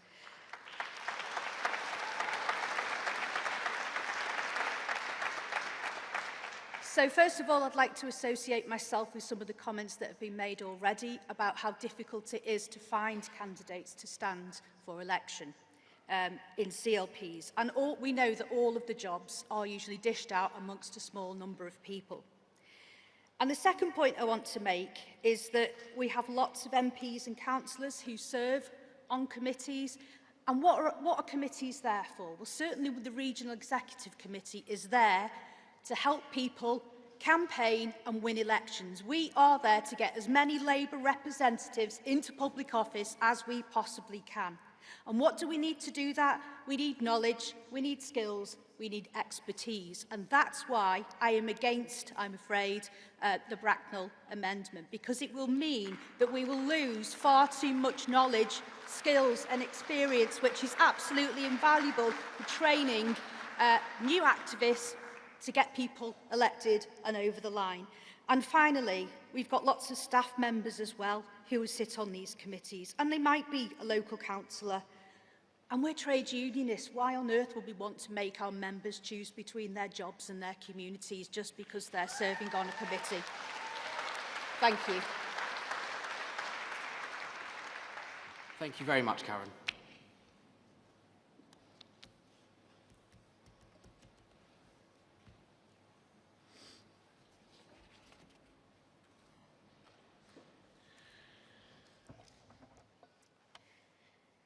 Conference. My name is Sarah Feeney. I'm actually a first-time speaker at Labour Party conference.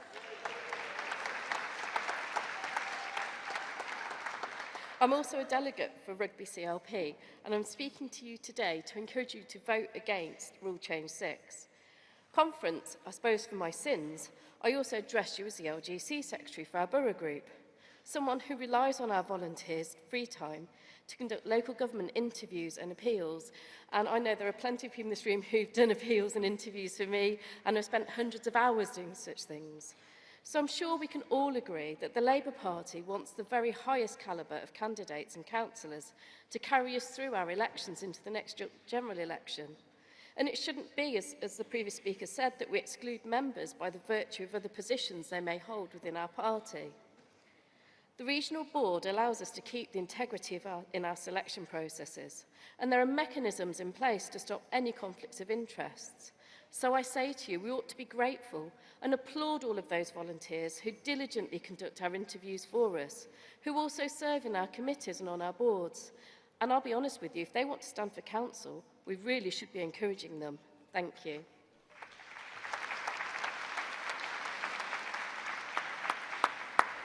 Thank you, Sarah.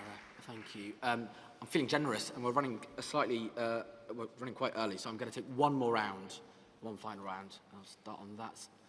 See that delegate there? I see the delegate there. Right at the back. Right at the back. Yep. You? Yeah. I see that delegate over there. Yep. You? Yeah. You? Yeah, you. Got them at the end. I'll take you as well. I'm going to break my rule and take 4.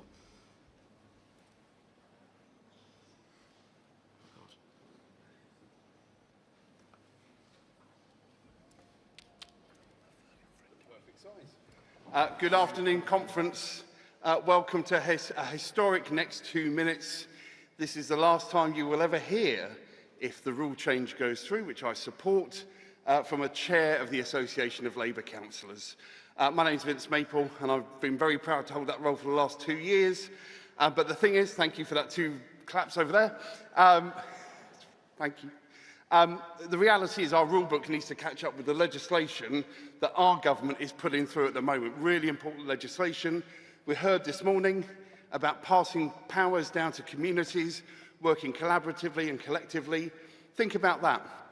Think about the fact that we've now got local representatives working hard for their communities every single day, more than 6,000 Labour councillors, but working alongside our friends and colleagues in regional government as well. And having that collective strong voice within the Labour Party, I think, is really important. Because we've got to remember, we're at the start of the journey of renewal, because we are working with a situation where, as many of you will remember, just a few miles up the road from me in Medway, the former Prime Minister was boasting about the fact of taking money away from deprived urban areas. That's the backdrop we've got to where we are today. So the change you see in front of us is an important one. I think there's still work in progress on acronyms. I don't think it should be councillor and regional government, local McFace. Let's not go down there. We've tried that one too many times with people, I think. So we'll be working on that, but the spirit of working collaboratively in all parts of local and regional government is critical. So really pleased to support this, urge colleagues to support this, and it means that we're ready as a party with our rulebook and structures to mirror the brilliant legislation we're passing through under our new Labour government. Thank you very much. And thank you very much, Vince, as well. Thank you. I'll take the next speaker.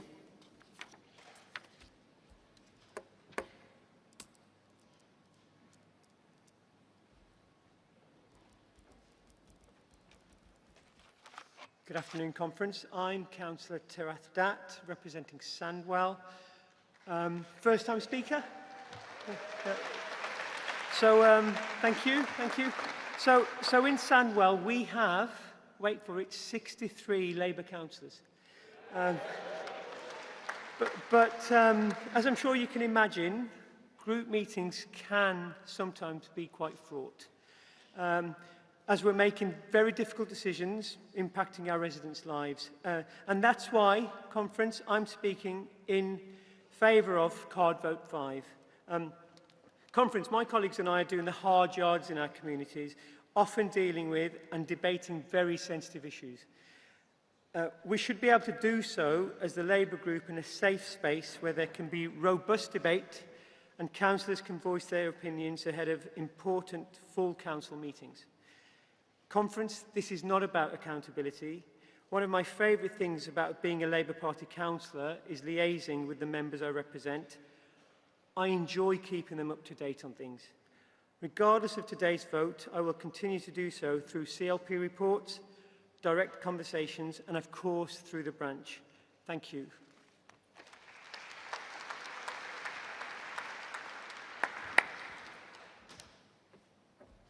Thank you, Delegate.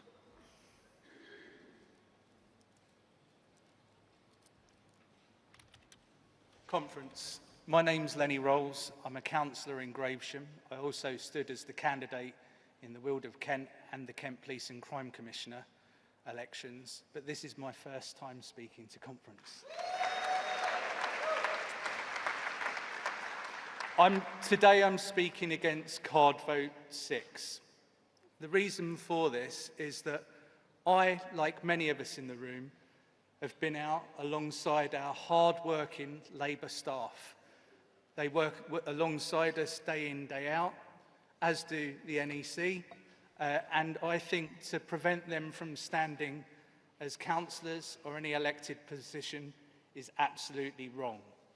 As chair of Gravesham CLP, we struggle to field candidates for specific positions across the whole of our borough. We rely on candidates coming from all backgrounds, from many diverse backgrounds, from all parts of the community, and that includes those that work for the party and work on our NEC. We shouldn't be preventing anyone from standing that is a part of our Labour movement. Conference, I urge you to vote against Card Vote 6 because it's vital that we support our hard-working staff and those around us to make sure that we can field candidates across the country so that everyone has an opportunity to vote for the Labour Party. Thank you very much, Conference, for your time. Thank you. Thank you, Delegate.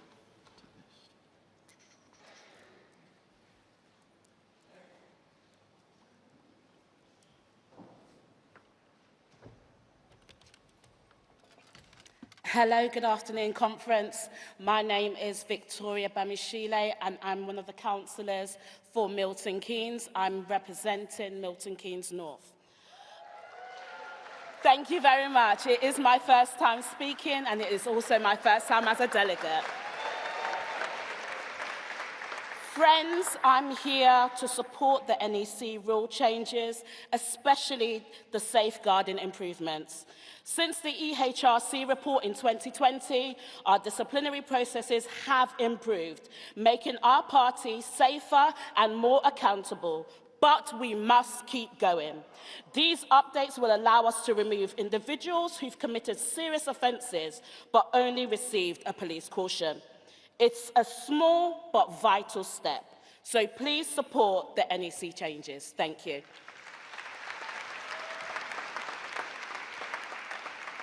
Thank you.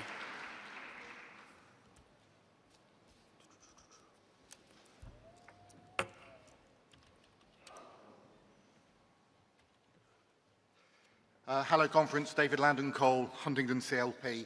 I want to speak against card vote 7, which is the one that would give CLPs that receive less than 20% of the vote at the last general election the right to request a timetable and so on.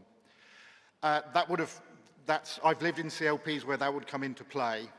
I completely get the desire behind that. We all want candidates selected earlier. This isn't the way to do it. The party is having to orchestrate 600 and some dancers in a complicated ballet. Running a selection uses staff time, which has to be managed, and it doesn't take any account of what is going on nationally.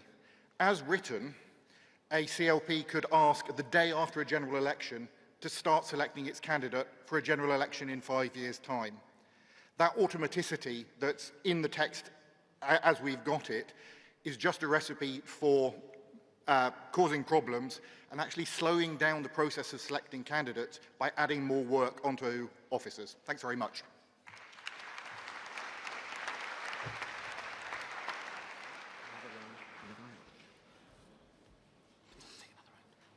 Thank you, delegates. We'll take one more round and then move on to summarising this debate. So can I see a hand?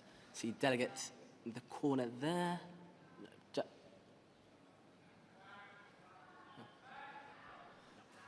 Sorry, you're shouting at me and you're standing up, so it's a no from me. Sad. I see a delegate there. Yeah, yeah. And I see a delegate over there. Yeah. Yes, you. There we are. Sorry? Lady in red. She's questioning whether you've called. Which one? I can't say. No, they didn't. I only picked 3. Thank you again. If you could come to the front and give your details to the desk, please. Thank you. Over to you, delegate. Brilliant. Councillor Jessica Smith, East Hall CLP, many-time delegate but first-time speaker. And I'm speaking against card vote 6. I'll first declare that I'm proud to be a Labour councillor and I'm proud to serve on the Yorkshire and Humber Regional Executive Committee. This amendment unfairly penalises the very people who give the most to our party. Members of our regional and national committees are not careerists, they're activists elected by their peers because of their commitment, knowledge and integrity. And these qualities are exactly what we should want in candidates for public office. This rule would force them to resign before even applying, creating a risk that they'd lose their internal voice without even gaining the chance to stand. That is not equality of opportunity, it is a barrier to participation.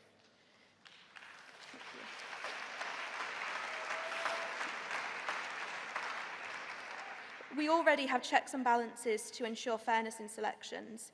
If influence is the concern, let us strengthen transparency, not block talented members from putting themselves forward. Our party should open doors, not close them. I urge you to reject this rule change. Thank you.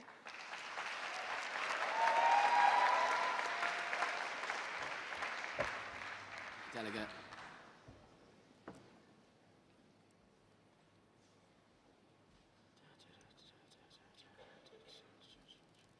Hello, Conference. I'm Stephen Mullard-Toll. I'm the delegate for Harlow. First-time speaker, first-time delegates. I am speaking in favour of rule change 5. Our Labour groups need to be a place for frank and open discussions. And trust me, as a Labour councillor, in my Labour group, I have had frank and serious discussions.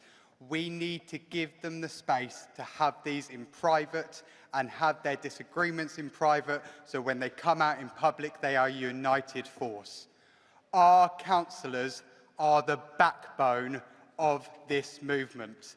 They are at the coalface every single day for our communities, making decisions that affect the people that elected them.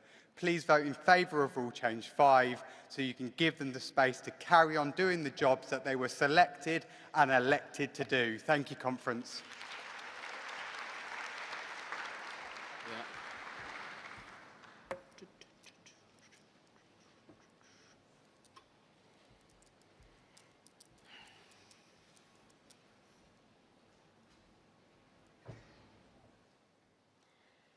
Thank you.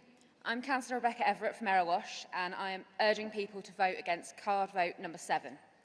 Before and over the general election, I worked closely with my MP, Adam Thompson, for Erewash, and know that from being a parliamentary candidate is an incredible amount of work, and at times can be almost or equivalent to a full-time job.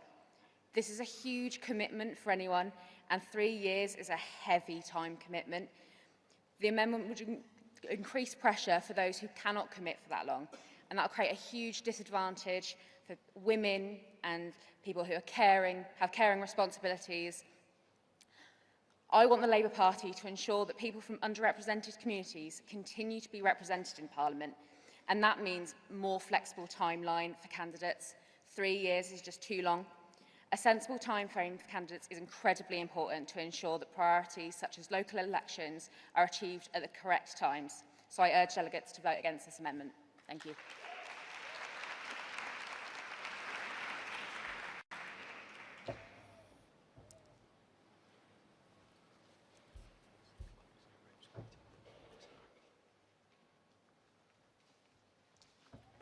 Good afternoon, Conference. My name's Julie McManus and I'm Deputy Leader of Wirral Council, just over the water. So I just want to associate myself with the Justice for the 97 campaign, and what a great way to start campaign off this year.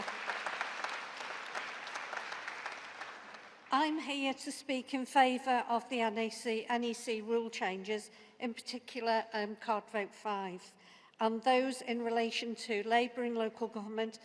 As a councillor, I'm able to speak to you as an ex officio attendee of annual conference, and I'm delighted that our rules are finally being brought up to date so that we can do the same at regional conference too, where the voices of Labour in local and regional government should be heard. Labour councillors are often on the front line of our party, dealing with residents day in and day out, and standing up for our values in local communities. Current and former councillors will know that we often deal with incredibly confidential matters, and these changes give us the support we need to do so in a safe and sensitive space, whilst ensuring we can continue to keep members up to date on our work. Please vote for the NEC rule changes.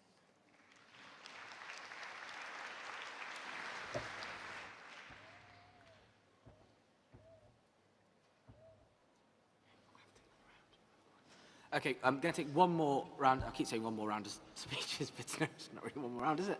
I'll take the delegate over here, take the delegate over there, and I'll take the delegate over there as well. Yeah. Got 15 more rounds of speakers. Can I have the paper back, please?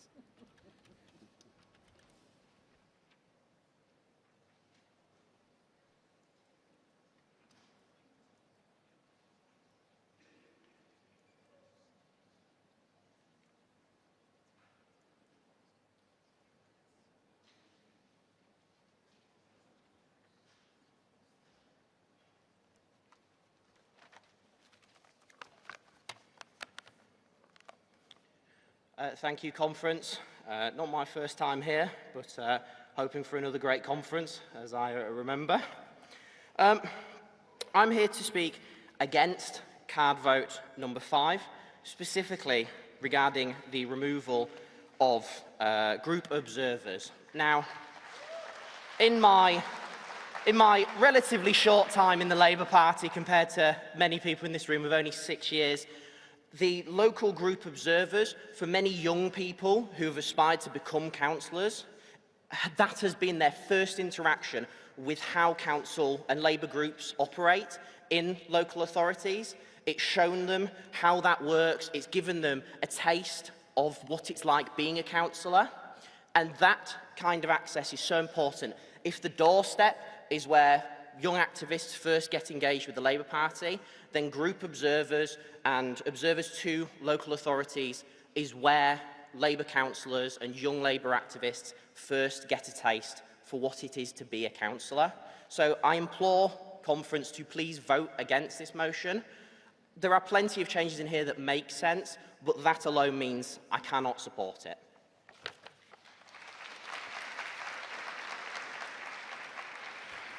Thank you, Delegate.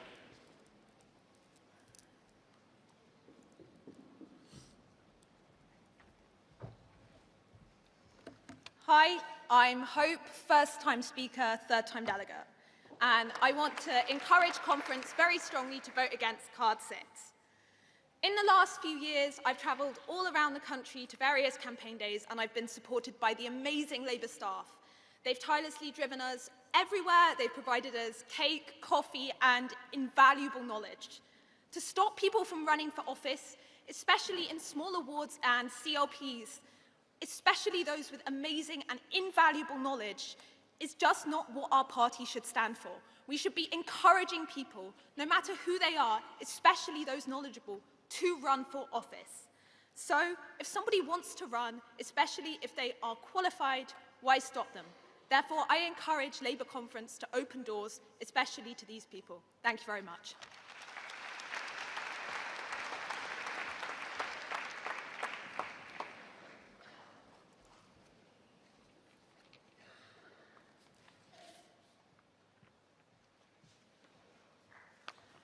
Good afternoon, Conference. My name is Corinne Mail. I'm a councillor for Hartlepool and delegate for that conference. It's not just, I'm here to ask you to vote against Card Vote 5 as a councillor who came to understand how the council work in Hartlepool was working through having been an observer. So it's not just the young ones, but it's that continuity. People who are observers come in, see how the council works, and observe the same confidentiality rules as councillors. When I was an observer, I did not speak about the work outside that meeting. It's expected. We are part of the same party, and we are part of the same group, and we support each other. But you will not get that continuity of experience if you ban people from coming into those discussions before they've actually been elected. And you won't get people standing for election either. It's not just for Parliament that we need to find more candidates. In council as well. I didn't want to be a councillor because I knew how much hard work it was going to be.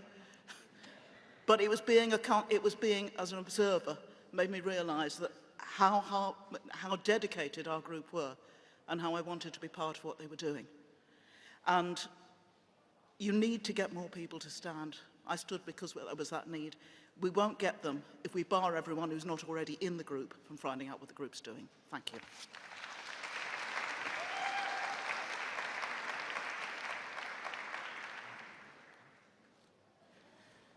Thank you, Delegate. I'll take another round of speakers.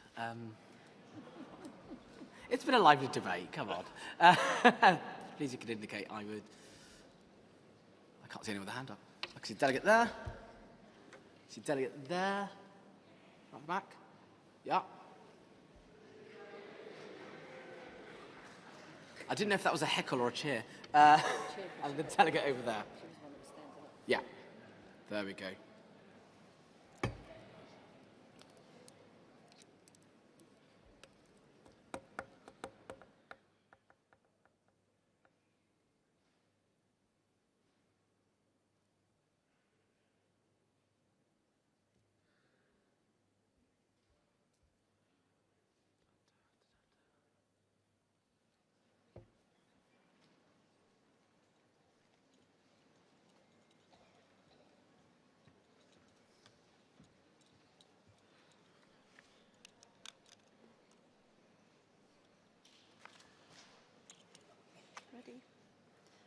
Good afternoon, Conference. I'm living proof that perseverance wins. I'm Angela Duerden, speaking on behalf of Unite the Union, opposing the NEC Constitutional Amendments Group 4 on regional governance and representation. Conference, our party must be a democratic party. Our policy processes must be democratic. Our members must be allowed to be involved and participate in the debates and ideas that we all stand for. If this amendment goes through, CLP delegates on the National Policy Forum will only be elected by delegates at the National Conference. Why is this a problem? because it undermines the fundamental principle of one member, one vote.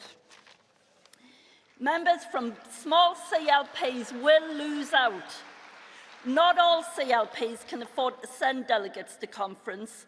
Not all members can get time off work, and not all members have the financial support to be able to travel to Liverpool and be with us today.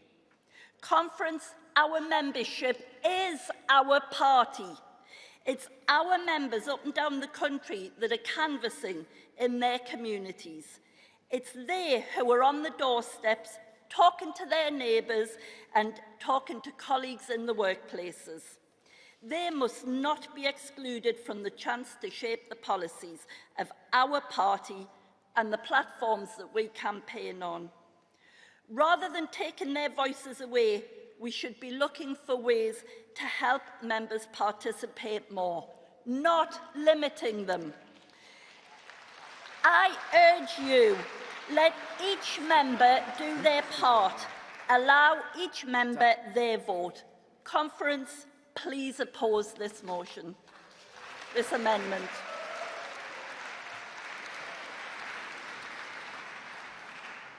Thank you. Thank you very much, Delegate.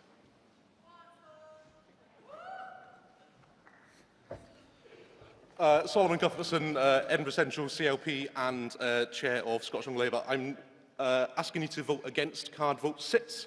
I'm doing this for 2 reasons. Firstly, we are a party that loves 3-letter acronym committees. We have many committees that sit regionally and nationally, and some of the most committed members of our party with the most experience of our party stand to be on those committees and contribute to them.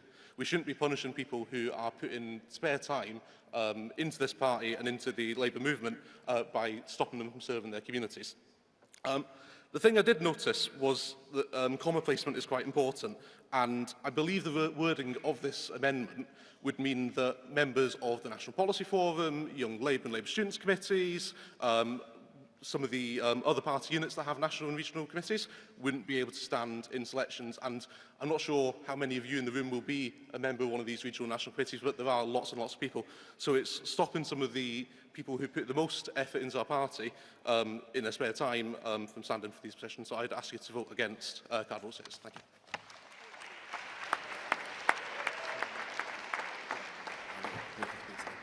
Thank you, Delegate.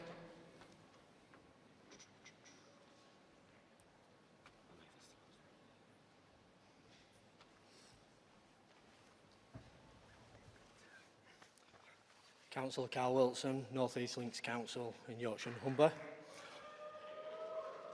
I am imploring conference to vote against card number 5. As a councillor in our area, we didn't do very well one year, and we went down to just a few councillors. The observers, some of those was ex-councillors and guided the more inexperienced councillors along the road, and taking that away, as well as what we've heard tonight from other members about young people and people that may want to stand, is a really good reason to actually vote against this. We need continuity, and we need to be in our Labour community. We need, them observers need to go out and tell their branches what's happened, advertise. We've heard in other speeches how we've got to sell ourselves. Well, actually, those observers can help us do that within the Council and Labour group. And regarding the confidentiality,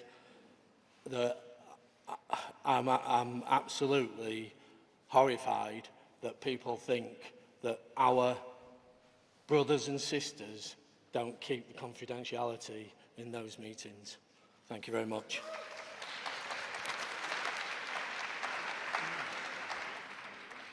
Thank you, Conference. We will wrap up speeches there, so we'll now move on to Peter. Peter, would you like to summarise those on behalf of the NEC? Thank you very much, Chair. Peter Mason, National Executive Committee, responding to the debate. So on card vote 1, administrative languages and updates, as Conference has heard, it's a very straightforward set of amendments to languages that we would urge you to support.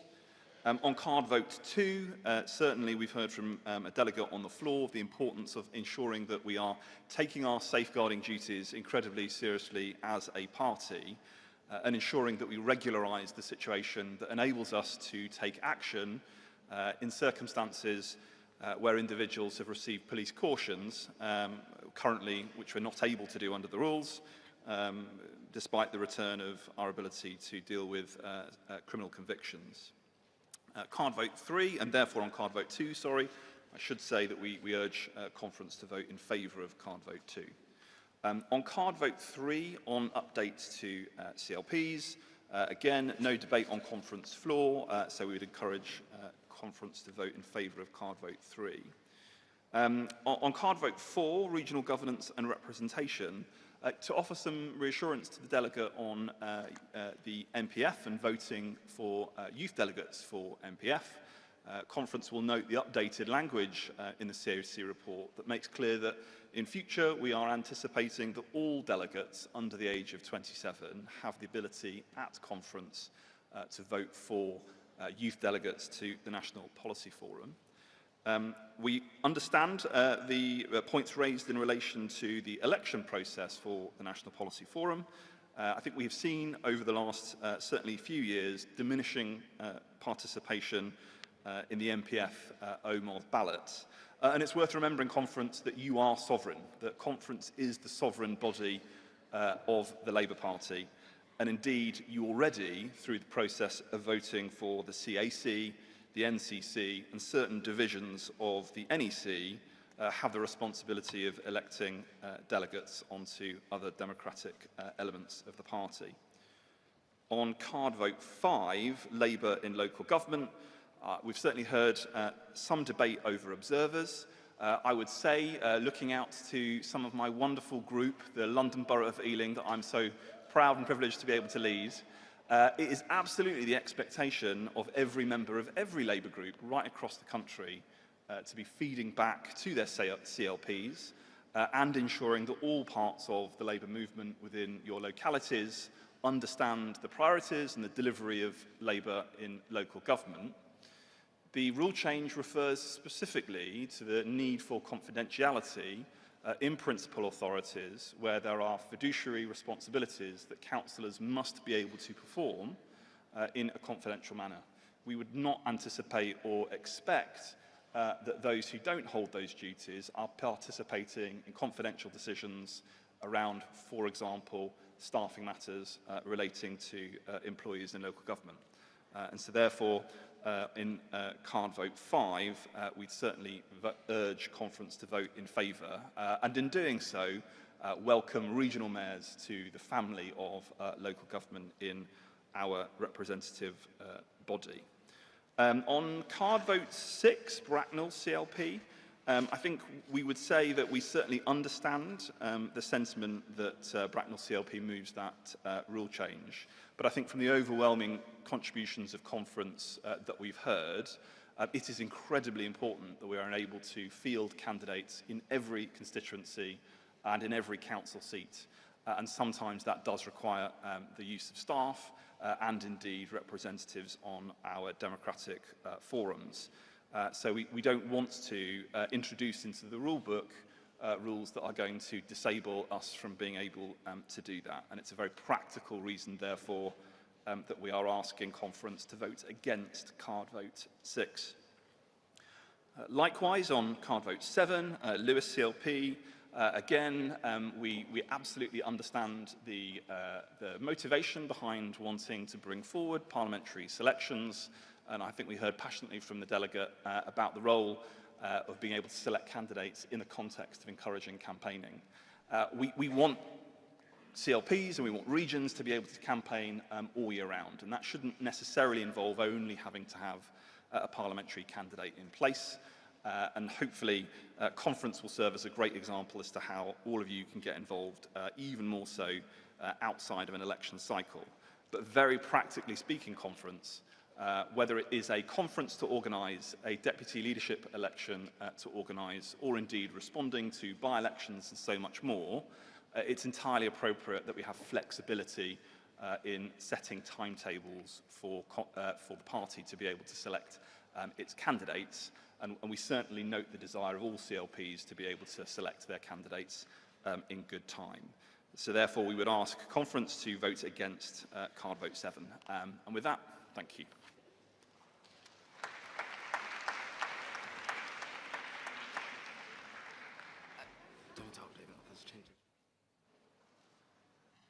Thank you, Peter, and delegates, thank you very much for that debate as well. Next, we would have the priorities ballot, but we are going to come back to that and go straight to votes now. So we'll take the votes on all of those card votes that you heard about. The constitutional amendments are card votes numbers 1 through to 7. And I think they're on the screen now behind me. And just to remind all delegates that card vote 8 was withdrawn. Tellers will bring round ballot boxes in a second. Please put all of your votes at the same time. And please remain in your seats whilst you do that, colleagues.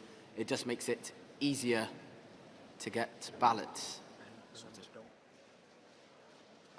And colleagues, please, if you are a delegate, do not leave the conference hall yet, because we still have the priorities ballots and information about composite meetings, which are important, and we'll take those after we've voted. So please do not leave the room, if you can hold on for a bit.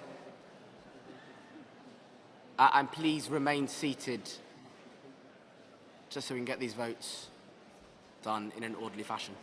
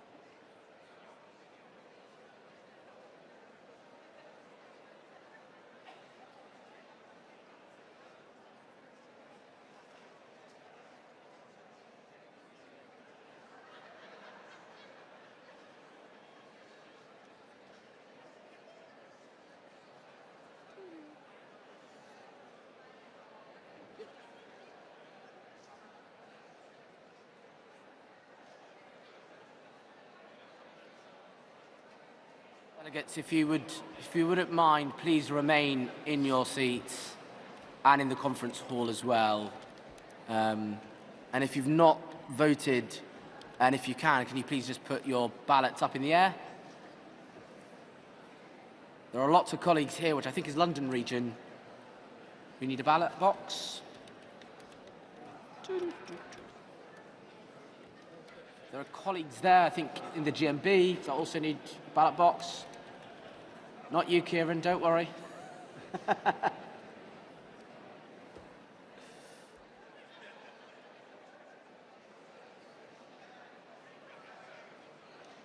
the back.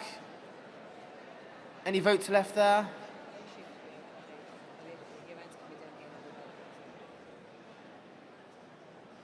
Colleagues on the right-hand side of the stage.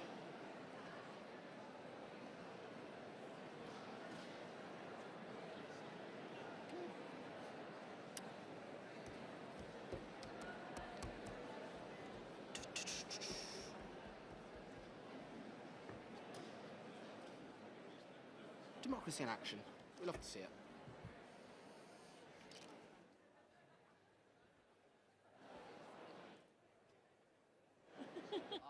Other colleagues that need their votes taken, could you just put them in the air?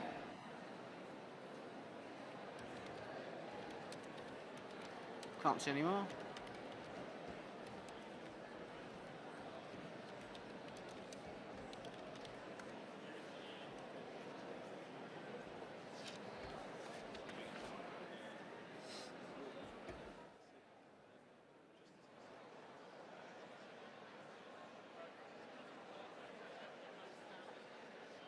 I'll check one more time.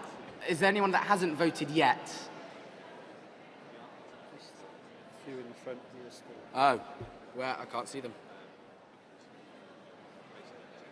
Some people here. Oh, okay, yeah, sorry, got you now.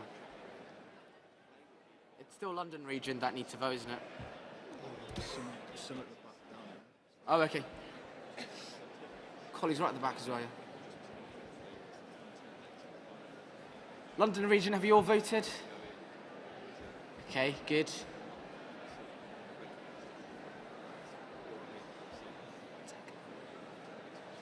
I think that's votes done.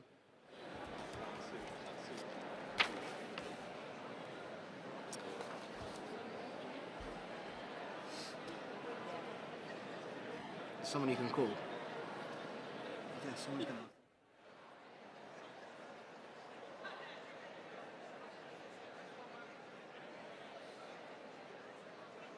Anyone else need to vote? This is your last chance.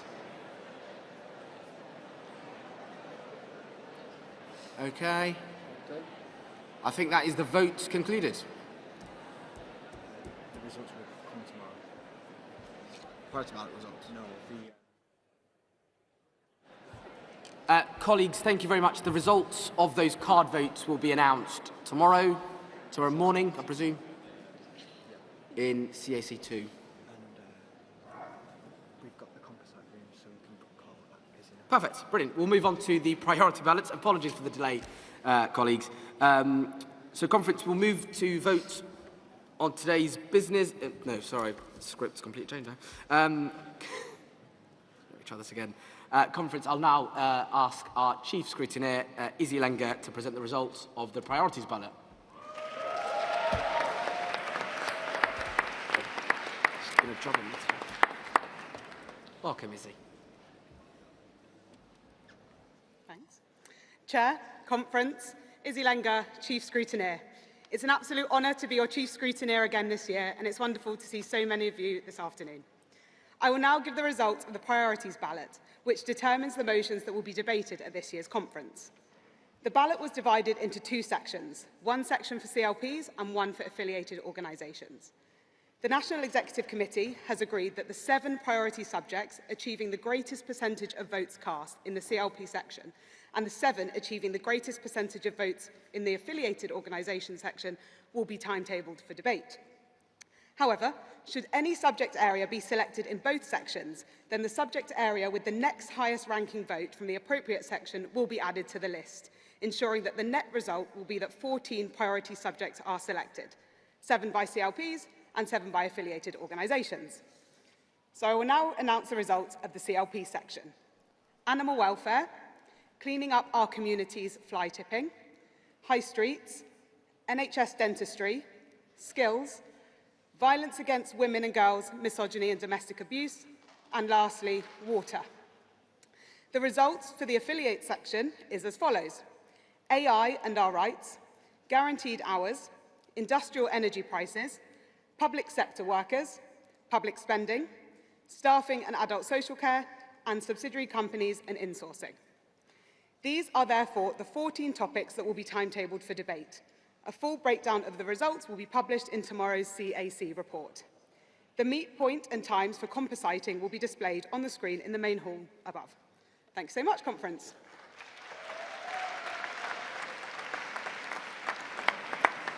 Thank you very much, Izzy Lenger, for Chief Scrutineering. Composite meetings will be this evening. Delegates from CLPs and affiliates whose motions have been successful in the priorities ballots will therefore need to attend the composite meetings, the details of which are as follows. They will come up on the screen, but for accessibility reasons, I will also read them out. At 5 p.m, High Street, that will be in all of the rooms, are all in the ACC. At 5 p.m, High Street, it will be in 11A. At 5 p.m, Water will be in room 10. Also at 5 p.m, NHS Dentistry will be in room 13. At 6 o'clock, Fly Tipping will be in room 10. At 7 o'clock, Public Spending will be in 11C. At 7 o'clock also, AI and Our Rights will be in room 11A. At 7 o'clock also, Animal Welfare will be in room 10. And also at 7 o'clock, Staffing in Adult Social Care will be in room 13. At 8 o'clock, Violence Against Women and Girls will be in room 11B. At 9 o'clock, Skills will be in room 11C. And also at 9 o'clock, Industrial Energy Prices will be in room 11A. Please do take a picture of the screen as well, just so you have that for your reference.